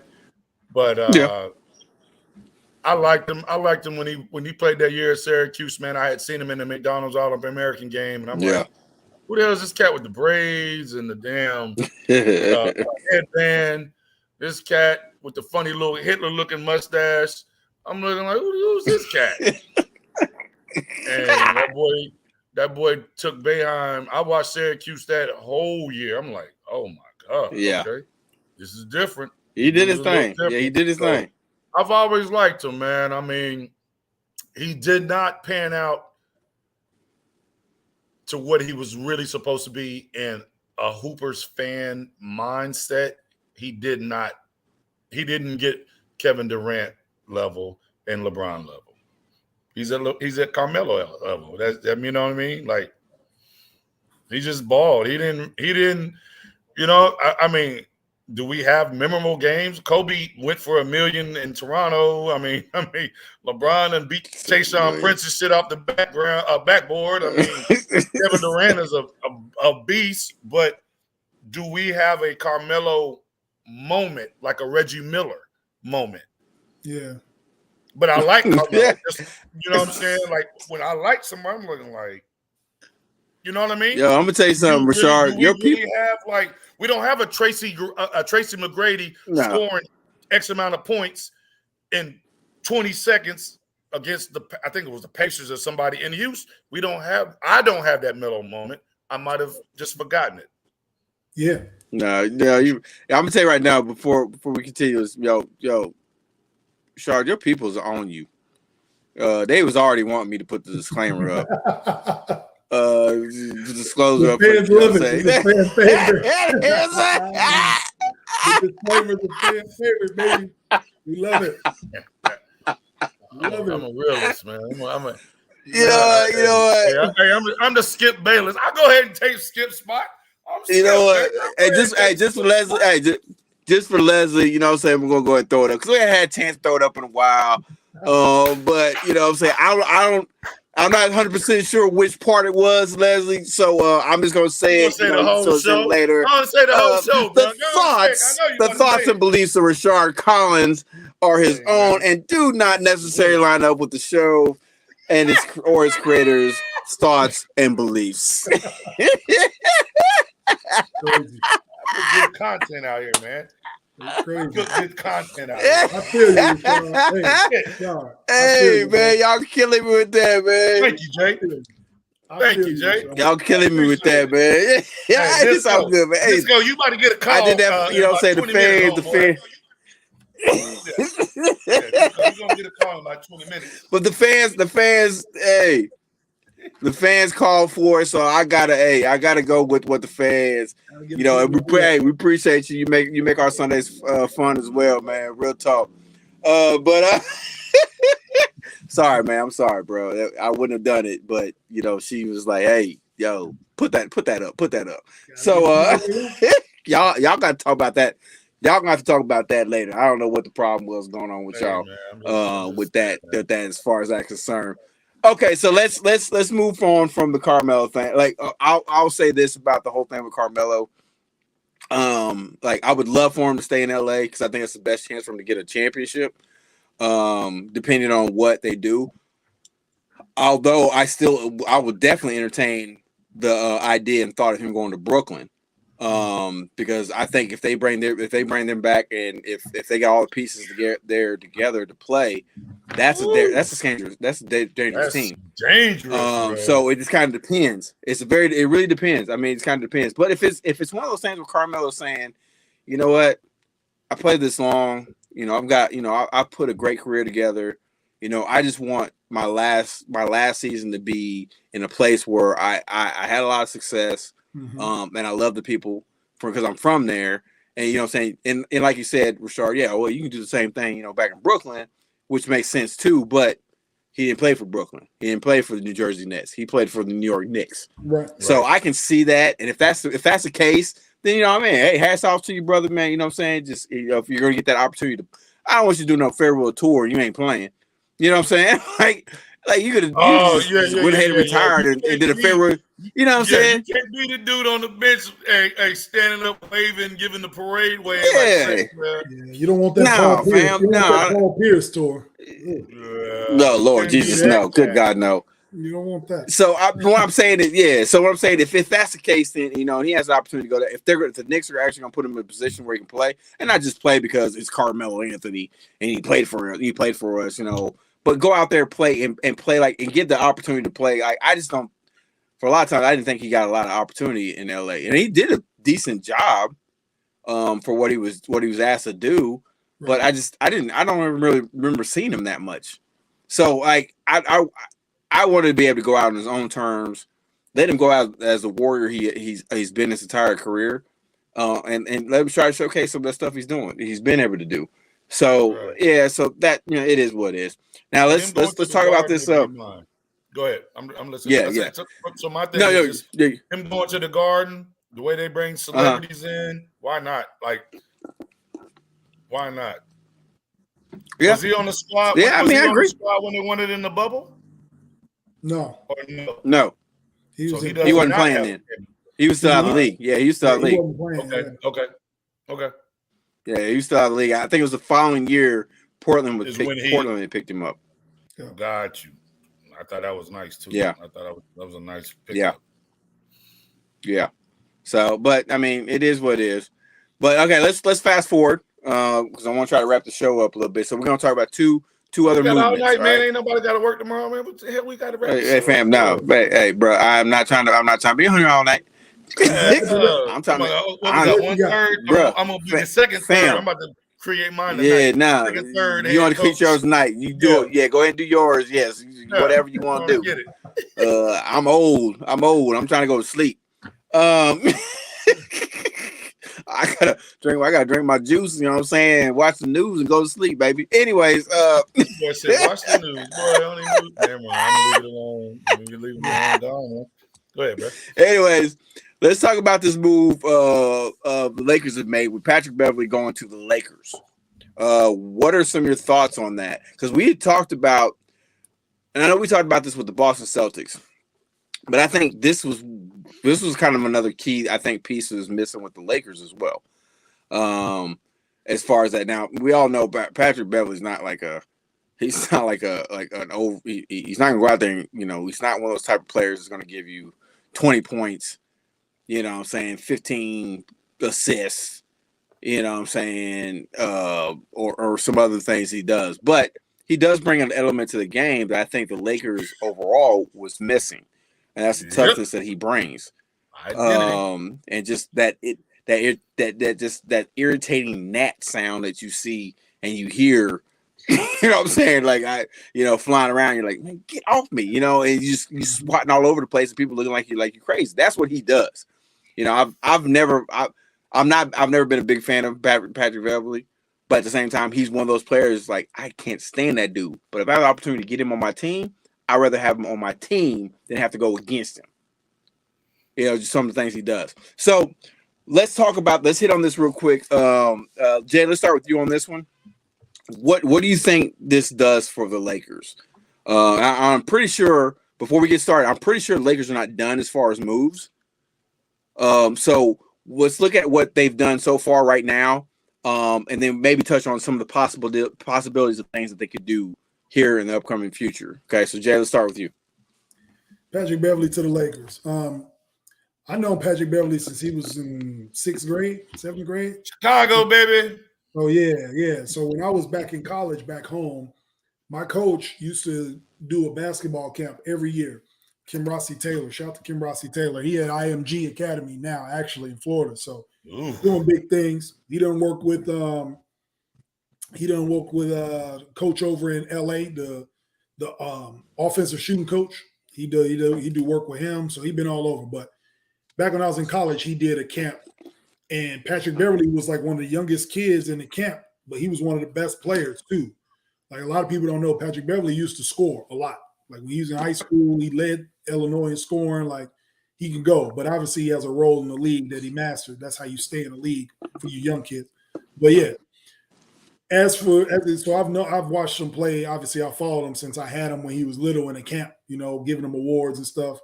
And what it is now is just that the move for the Lakers at this point in his career is Rajon Rondo to me. I mean, they're bringing in a guy with a mentality. Like they're not bringing in a guy for his skill set. They're bringing in a guy that can bring energy and a guy which is a skill. Don't get me wrong. But like, they're not looking for power from him. They're not looking at him to run the offense. Like it's just an energy that they're gonna get from him. And what I see is Rajon Rondo. Like that's all. He's gonna play hard, but statistically, he won't bring anything to the table. He'll just be, a guy on the team that's a veteran who, they're looking for somebody that can bring toughness. LeBron doesn't be the voice of the team anymore. Like he's been the voice of all his teams. He's trying to kind of dial it back. AD doesn't have the personality to do it. So you bring Pat Beverley in to kind of be the bad guy or the tough guy, the guy with the personality. So it's Rajon Rondo 2.0 to me. That's all it is. I got you. Rashard, where you at on this? I mean, he damn near answered it when he said Rajon. I mean, like real talk. I was thinking the same. I was thinking the same thing. I mean, but this is what I think is really going to happen. He's going to get there and realize there's one team we got to get by. But I got one of the baddest men on the planet on my squad. I've never played with a caliber of player like this.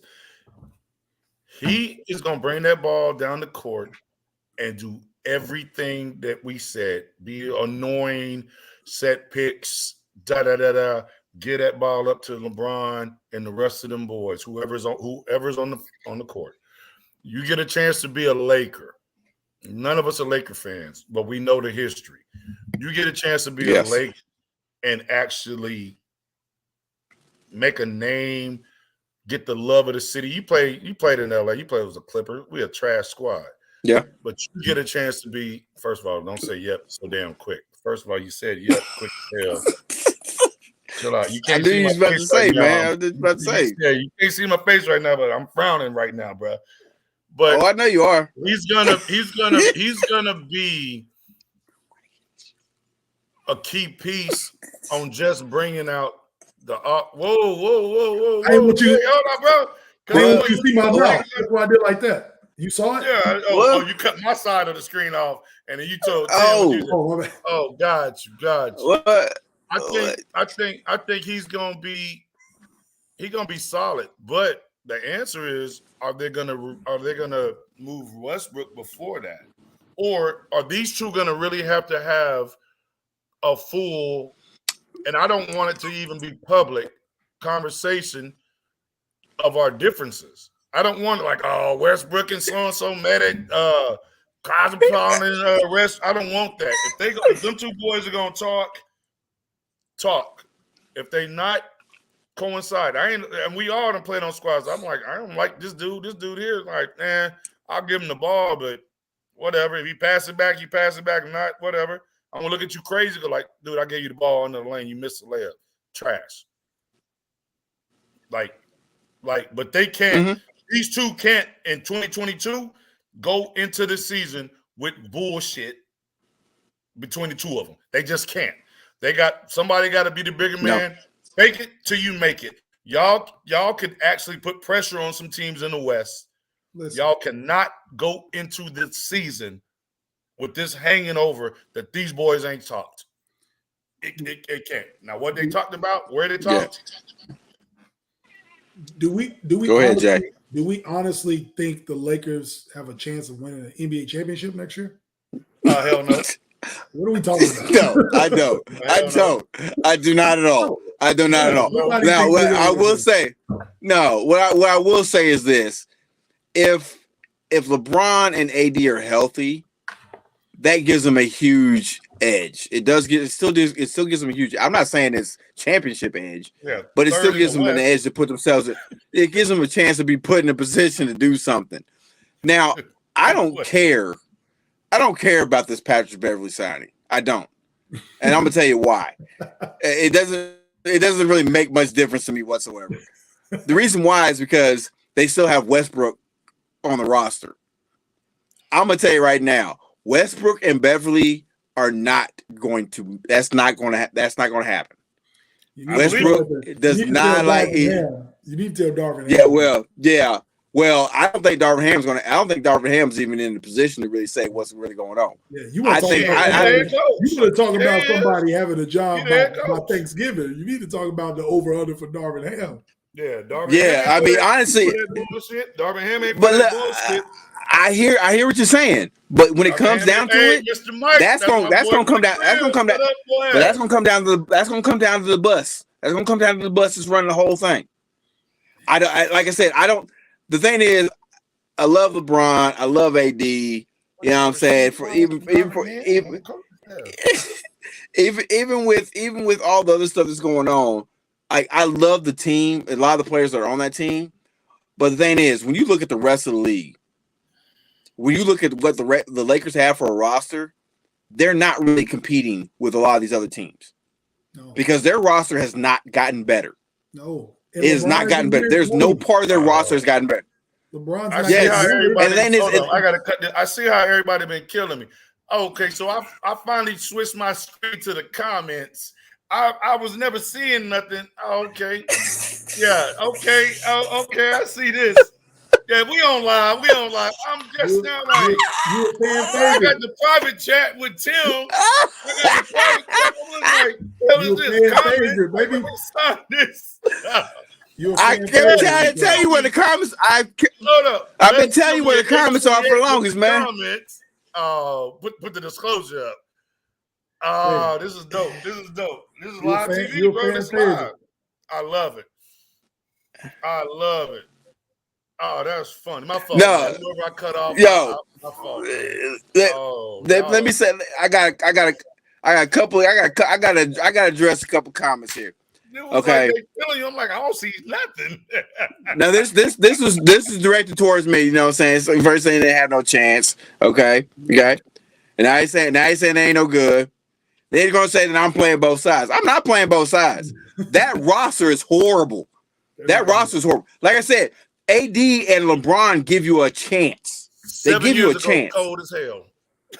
Yeah, you know, they give you a chance. But the thing is, they have not made any type of. I cannot think of a team here lately that has really made so many poor roster moves over the last 2 to 3 years that make no sense whatsoever. I mean, you can have poor roster moves, but like your roster moves make no sense. They let Taylor Horton Tucker go and kept Malik Monk. Well, man, what are we talking about? LeBron ain't getting any younger. He want to play with his kids. He might. I hear you might. I was talking to my brother. I hear you might. Yes. I was talking to my brothers back home. My brothers brought this up. They was like, LeBron might be trying to play with Bryce, the younger one. I'm like, hell no. How you gonna play with the younger one? And then they start breaking it down like he's a sophomore. They saying, do I think LeBron will be playing in 5 years? I was like, I guess, but why? But if your son will be playing in 5 years, why not try to play with both of them? I guess it's crazy to think about, but I say all that to say this. If LeBron can play with both his kids, great. That's a dream anybody would want to have, to play a professional sport at the highest level with both of their children. I'm sure LeVar Ball wish he could have did it. Jordan, everybody. What I'm saying is they're not going to be good. So they're not. I wouldn't for somebody like LeBron that's played at a high level for championships for so long, my argument to my brothers was, is he going to really want to stay on a losing team every year and just be on the bench. Like I can't see him, a athlete of his caliber, just sitting and waiting on his kids. But I mean, maybe he will. But this year, I don't see anything. Everybody putting these headlines in. The Lakers are starting to sound like the Cowboys of the NBA to me. Like, oh, Anthony Davis got a new trainer this year. He ain't gonna be street clothes no more. He gonna be in his uniform. Street clothes, feeling better than ever. Yeah. Well, if I hear another athlete that is trash, tell me I'm feeling better than ever. Like, I need to see that. He's in the NBA. He's supposed to be this way. Like, so to answer the initial question about Patrick Beverley, he is Rondo 2.0. He'll just bring energy to the locker room. LeBron ain't got to yell at nobody. Patrick Beverley. Yes. But you got rid of probably your third best scorer in Taylor Horton Tucker to get him. So now, what you going to get out of Patrick Beverley? Like, you going to let him sit to the playoffs so he can irritate the best guard, the best wing players in the playoffs, like if they make it. So, I really think, like, just basketball wise and mindset, and as Patrick Beverley sits back and just looks at what he had, they're not going to win anything. But I really think, like, you're going to really see this dude put in, like, mad effort and just kick the ball, do this. I think he's just going to become a different player for this little time. I mean, he's made his money. You know what I'm saying? I just think it's going to – I mean, living in Houston, to watch him here, I'm looking like, okay. They'll make a bunch of headlines, man. That's about it. I mean, they'll win some games. This dude's funny, but I think he's going to be all right for them. I think he's going to be okay. Yeah. I just want to see how. I don't think they pose a threat. No, not at all. Dallas is better than them. So what we got in the West? What we got in the West, Jay? Well, hey, look. Go ahead. My bad. Let me put it like this. I'm gonna break this down. This is the simplest way I can break it down for our viewers and anybody else that watches this stuff. Here's how I base it on. You both know. I play a lot of 2K basketball. Okay. Let me tell you something. Yeah. On 2K, them fully rostered, fully healthy, are still an 8-9 seed on the game. Playing at the highest level.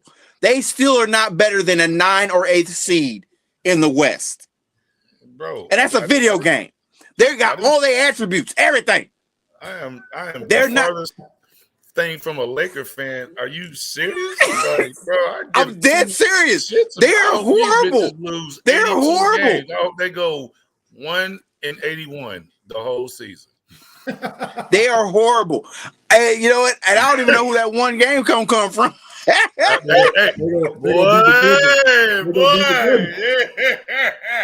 That means we split the series, baby.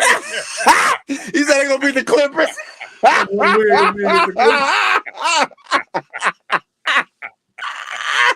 Oh, that'll really hurt.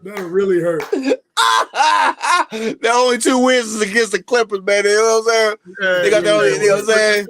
They might split. They'll split. They split the series. You know what I'm saying? Go 2-2. Ain't no bragging rights. Hey, Mike, we don't need you to type every goddamn response, homeboy. I gotta call you and chop it up with your ass. I don't see it happening, man. I mean, maybe somebody don't. At this juncture, if they don't make any moves with this roster that's horrible constructed today, nothing. I can name 8 or 9 teams better than them too. So yeah, we'll see think about it. That's the only move y'all made. I can name 4 college teams better. I can name 4 college teams better. Yeah. God, dog. Like, really, Pat Bev is your answer?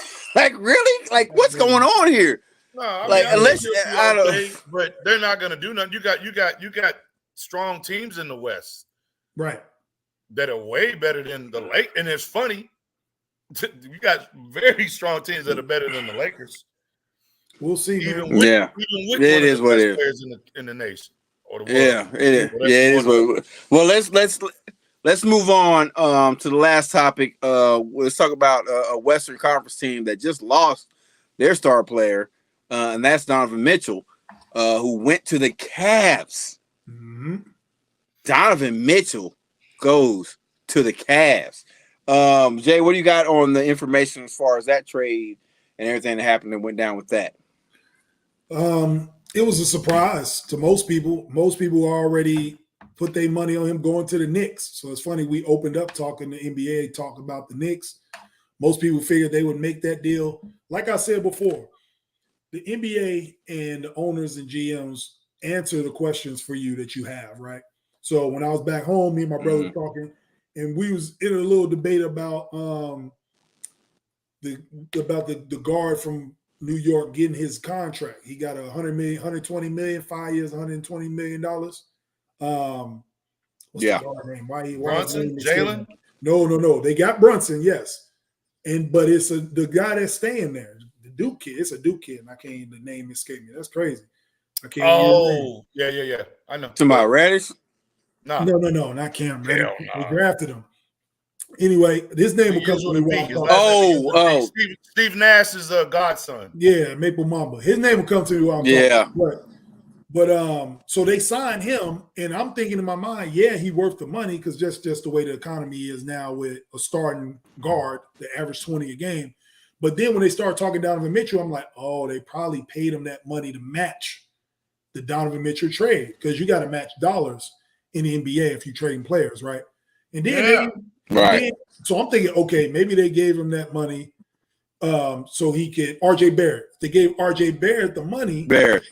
So so they can match the dollars and Donovan. But then he went to Cleveland. I'm like, damn, so they really took a left and they moved everybody out of there, got draft picks, everything. So they obviously made a decision between Colin Sexton and Darius Garland. They want the all-star. So at least Donovan Mitchell, he gets to play with an all-star, a young all-star in Darius Garland. You get two twin towers that play defense, young kid from USC, and you get the kid that was in Brooklyn with the fro. Like they got some good players. They got two. So he got Allen. Jared Allen. Josh Allen or Jared Allen. You get Jared Allen and Miles Mobley. You get Mobley from USC. A 7-footer, then you get an all-star in Jared Allen, and you get an all-star guard. You got good defense. You got Bickerstaff is a good coach. They're in a division that they can win some games. Like they'll be good. They made the playoffs last year. They kind of they'll be good. I think they'll make the playoffs. I think they improved their team, but I don't see them making no noise. Like, I mean, the Cavs with them too, they're not better. They still didn't get better than Brooklyn or Boston or the Bucks. You know what I mean? They're not better than the Bulls. Like they're not better than the Heat. So they still in the middle of the pack. But they'll be 7. They'll be 6. They'll be teetering to get in and all of that. It's still a great move for the Cavs because they're gonna sell tickets with Donovan and he's gonna do his thing. So and the thing is that when we talk about the picks, they got 3 unprotected first round picks for 2025, 2027, and 2029. And they also got two pick swaps for 2026 and 2028. And so that answers the question of what Utah's doing, right? Utah's trying to rebuild, Cavs are trying to win. So there you go. The only thing I gotta add to this, Danny Ainge never hit the Knicks up to match what Cleveland was giving Utah. He never contacted him. He took what Cleveland was saying and was done. He didn't entertain nobody else in the Eastern Conference. Danny Ainge is a goon. He didn't entertain nothing. He took what Cleveland was saying and he rolled with it. New York, he didn't match nothing because everybody know New York wanted Mitchell to come back home. Yeah, Ainge never reached out. He never reached out. Picks. Tim know all about that. When the Celtics fan, he just get a bunch of picks and put them in the closet.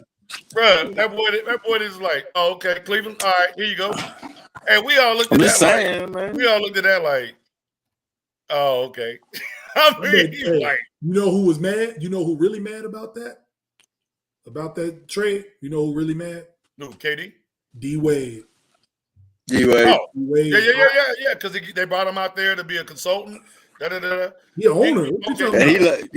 He got ownership. Because Miami wouldn't give him nothing. Right. He got ownership. But he loved Mitchell. He loved Donovan. He's his mentor. He'll be gone. D-Wade. You gonna sell that? Sell this little share. And sell the share to some Mormons and get up out of there. Now the crazy thing about it is it's CBS. CBS ranked this trade, right? And they gave Cleveland the rank of an A+ on this trade, and they gave the Utah Jazz a B+. Yeah. Man, so I mean, when you look at it, I mean, they ended up getting marketed. Yeah, the Jazz ended up getting marketed in Colin Sexton, another player, like I mentioned, the draft picks, 3 unexpected or unprotected first round picks, and 2 pick swaps. And the Cavs only get 1 player, and you're like, oh, what the heck? But now I'm thinking about it, for a lot of the reasons that what Jay had talked about, you got Jared Allen, you know what I'm saying? You got Evan Mobley, you know what I'm saying? I don't know who their starting small forward is. They got a solid but you got so you're adding Mitchell, and you got the All-Star in Garland. Mm-hmm. Yeah, they've got a great nucleus there, and they're young. It's not that this is not an old squad. They're a young squad. So I think they may have some more upside, but once again, like we know, and like Jay alluded to with Danny Ainge and the Celtics, draft picks, you don't know what you're getting from those draft picks. And you don't know what then is like what Danny Ainge did in Boston, those draft picks that he got in those trades turned into Jason Tatum. They turned into Jaylen Brown, you know what I'm saying? They turn into, Smart. You know what I'm saying, Marcus Smart. Legit player. Right. Marcus Smart, Oklahoma State. So come on, bro. Really? Yeah, when you look at those draft picks, let's forget the players. Look at the draft picks they got. You're talking about 2025, 2026, 2027, 2028, and 2029. That's like Oklahoma. That's like OKC. That's like OKC. Yeah, so they're about to have. You're talking about 5 extra picks. 5 extra picks in the next 5 years. I'll take the star player that I know is good already. Yeah, I would too. I get you on that. But kids coming out now. Yeah, and I agree with you on that. Exactly I agree with you on that. Yeah, like I said, I agree with you on that. But it's like one of those things. If an organization said, okay, we're rebuilding, let's scrap it. We're rebuilding. Yeah. So if I could take these draft picks and say it comes into now, I'm putting myself in a position where I got the number 1 draft pick. So now I can take that number 1 draft pick if I want to trade that pick away for a star, a proven star, because another team is looking for somebody else. Now I can take and flip that, or I can put that in part of a package to, you know what I'm saying, to send out. I get it. Like I said, I've seen Danny Ainge work in Boston, and I think he's phenomenal executive, wherever he's going to go. And I can't, when it comes to him, I can't doubt what he thinks. I can't doubt what he plans, because what he did in Boston and how it's turned, and how some of the stuff has turned out with that. So it's kind of one of those things where, you know what I'm saying, it's like, hey, like, what, really? Y'all just gave away Donovan Mitchell? But then I'm like, I look at those draft picks, I was like, wait a minute. Who could be possibly coming out in the next thing? And then look. What did we allude to earlier in 5 years? So LeBron going to Utah in 2026. I'm just saying. What did we talk about? Yeah, he left. But what did we talk about though? I'm just saying, what did we talk about though? Yeah. If that's the case, now you're talking about, okay, maybe it's like, okay, hey, maybe a couple of years, you know, so, oh, we got a little Bronny coming. Oh shit, Bronny's coming up too. Bam. Okay, now we bringing LeBron. It ain't like this dude just signed. It like, bro, it's funny because everybody's like, oh yeah, Bronny going to the Lakers. I'm like, who said that, bruh? It's like just like OKC. OKC looked up and looked. Hey, Jay, is that a Bears hat that you got? Yeah, this is a Bears hat. Okay. This ain't gonna have. Hold on. Before you say something, Packer, my homeboy, Packer fan, Mike. We don't need you to type like every 20 seconds, homeboy. We gonna chop it up. You're a Packer fan, bro. That's how I go. The fans come on to see it. It's all good. I was looking. I was going to ask you. I was like, "Yeah, was that the Bears hat?" But like, just like Chet, when Chet got hurt for OKC, bro, that's gonna be different because they got another pick next year. I'm looking. Right. I'm like, So, but it's your foot, Chet. So you can get your butt in the weight room. You can lay on the bench. You can move some weights. You can do some stuff. It's gonna be something different, man. OKC, Right. I don't think they're gonna be, I mean, Golden State can hold it down. I'm gonna give them one more, bro. I don't see Golden State like really, really running this thing. They ain't all walking away together. So who leaving first? Draymond or Clay? That could be something for another show. If anybody was to leave, Draymond and Clay would leave. Steph staying. But Draymond and Clay will put on another jersey. We'll see. I don't know. I mean, I think it kind of with Clay, I think it depends on his relationship with Curry.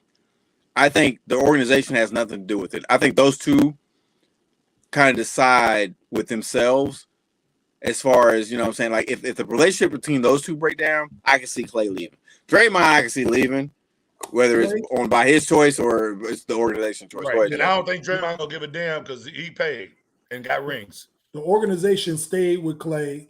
I don't know how we got on this, but the organization stayed with Clay for 2 years through injury.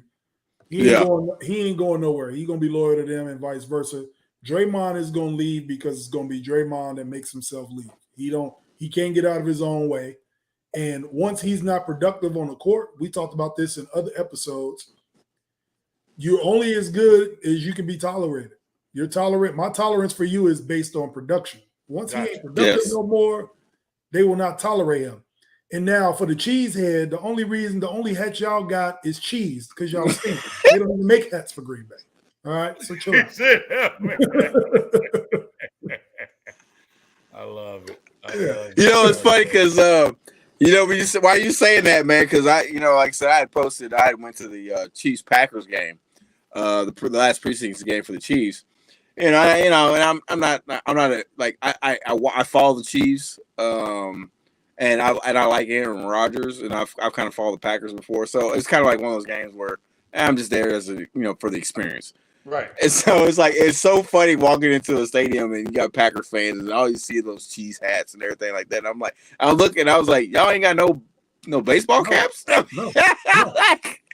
They not no stocking. Then they all smell. You got no beanies? Yeah, they smell like some Limburger. But that's what you get. No, I'm black. That's what you get. Like, Packer shit. But no, yeah, man. But I love fans. We might have to do a show just talking about just like different organizations with diehard fans. I would love to do a show like that. I told him today. I said, Mike, I'm gonna holler at the boys and be like, yo, we either gonna be able to see y'all face or we gonna be able to just type it in the comments. But football season coming up Thursday. This is about to be. It's about to be cool, man. This is about to be fun, bro. We'll do a fan appreciation show or something like that. Season finale. Oh yeah, appreciation. Yeah. We'll just get the comments. Oh yeah, it's all good. Yeah, and what we plan on doing, and I'm gonna say this now to those who are viewing, and for those who are gonna watch this later. And I've already talked to Jay about this. I don't remember if I talked to Rashard about this, but one thing we were planning on doing is, especially during the football season.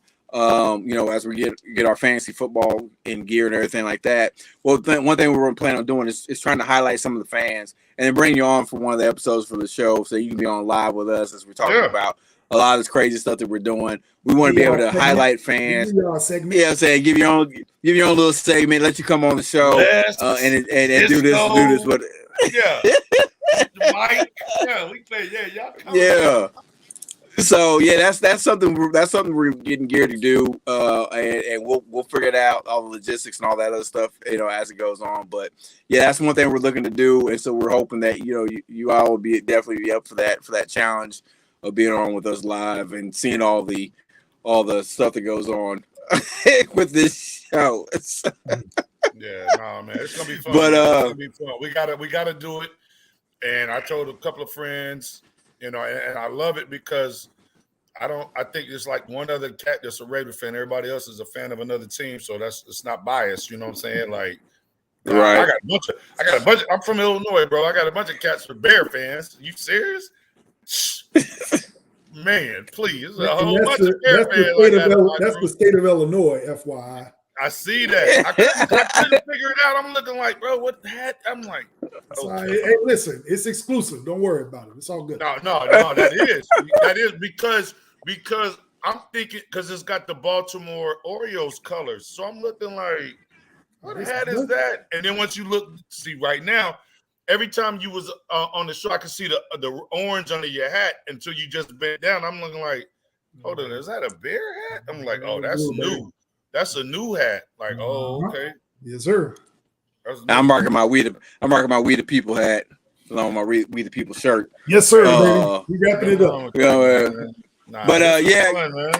I enjoy. Yeah, I got the ticker going down at the bottom. For all the places you can definitely come check us out. Also check us out on the 1/3. Hey, Coach. I guess Rashard's check y'all emails, man. I sent the thing out. Check y'all emails for the fantasy football, man. I need to move it to 6 o'clock or 5 o'clock. I'm logged in. Yeah, I'm about to get logged in too. Are you talking about trying to do it tomorrow? And tomorrow, make sure you check this. Hey, check the scoring. I don't want to hear nothing. I'm talking about my kicker got me negative 15 points. I don't want to hear none of that. Check the scoring. I'm gonna just change my team name in first place. All right, don't worry about it. There you go. I love it. I love it. Let's go. Okay, then, boy. Okay, then. Mike, stop typing, man. I'm about to call you, man. All right, baby. We out of here. All right, so hey, Coach guys, look. First of all, I want to thank y'all. I didn't touch the screen to log off. Well, we can't see if you touch the screen. Hey, when y'all said it earlier, I really reached my finger to the screen. Yes, I know you did. I know you did. I swear to God, when y'all was like, I know you did. I swear to God, I already know. And I'm like, I know. I'm an idiot. But anyways, hey, once again, want to thank the fans, everybody who was able to join in and viewing this with us, especially for the engagement in the comments. We love it. You guys make this show go so much more smoother. Of course, to my fellow gentlemen that joined me on the show, Rashard Collins and Jamal Mundane, we really appreciate everybody for joining us on this episode of Hey Coach, and we'll see y'all next time. All right, have a good one. Peace.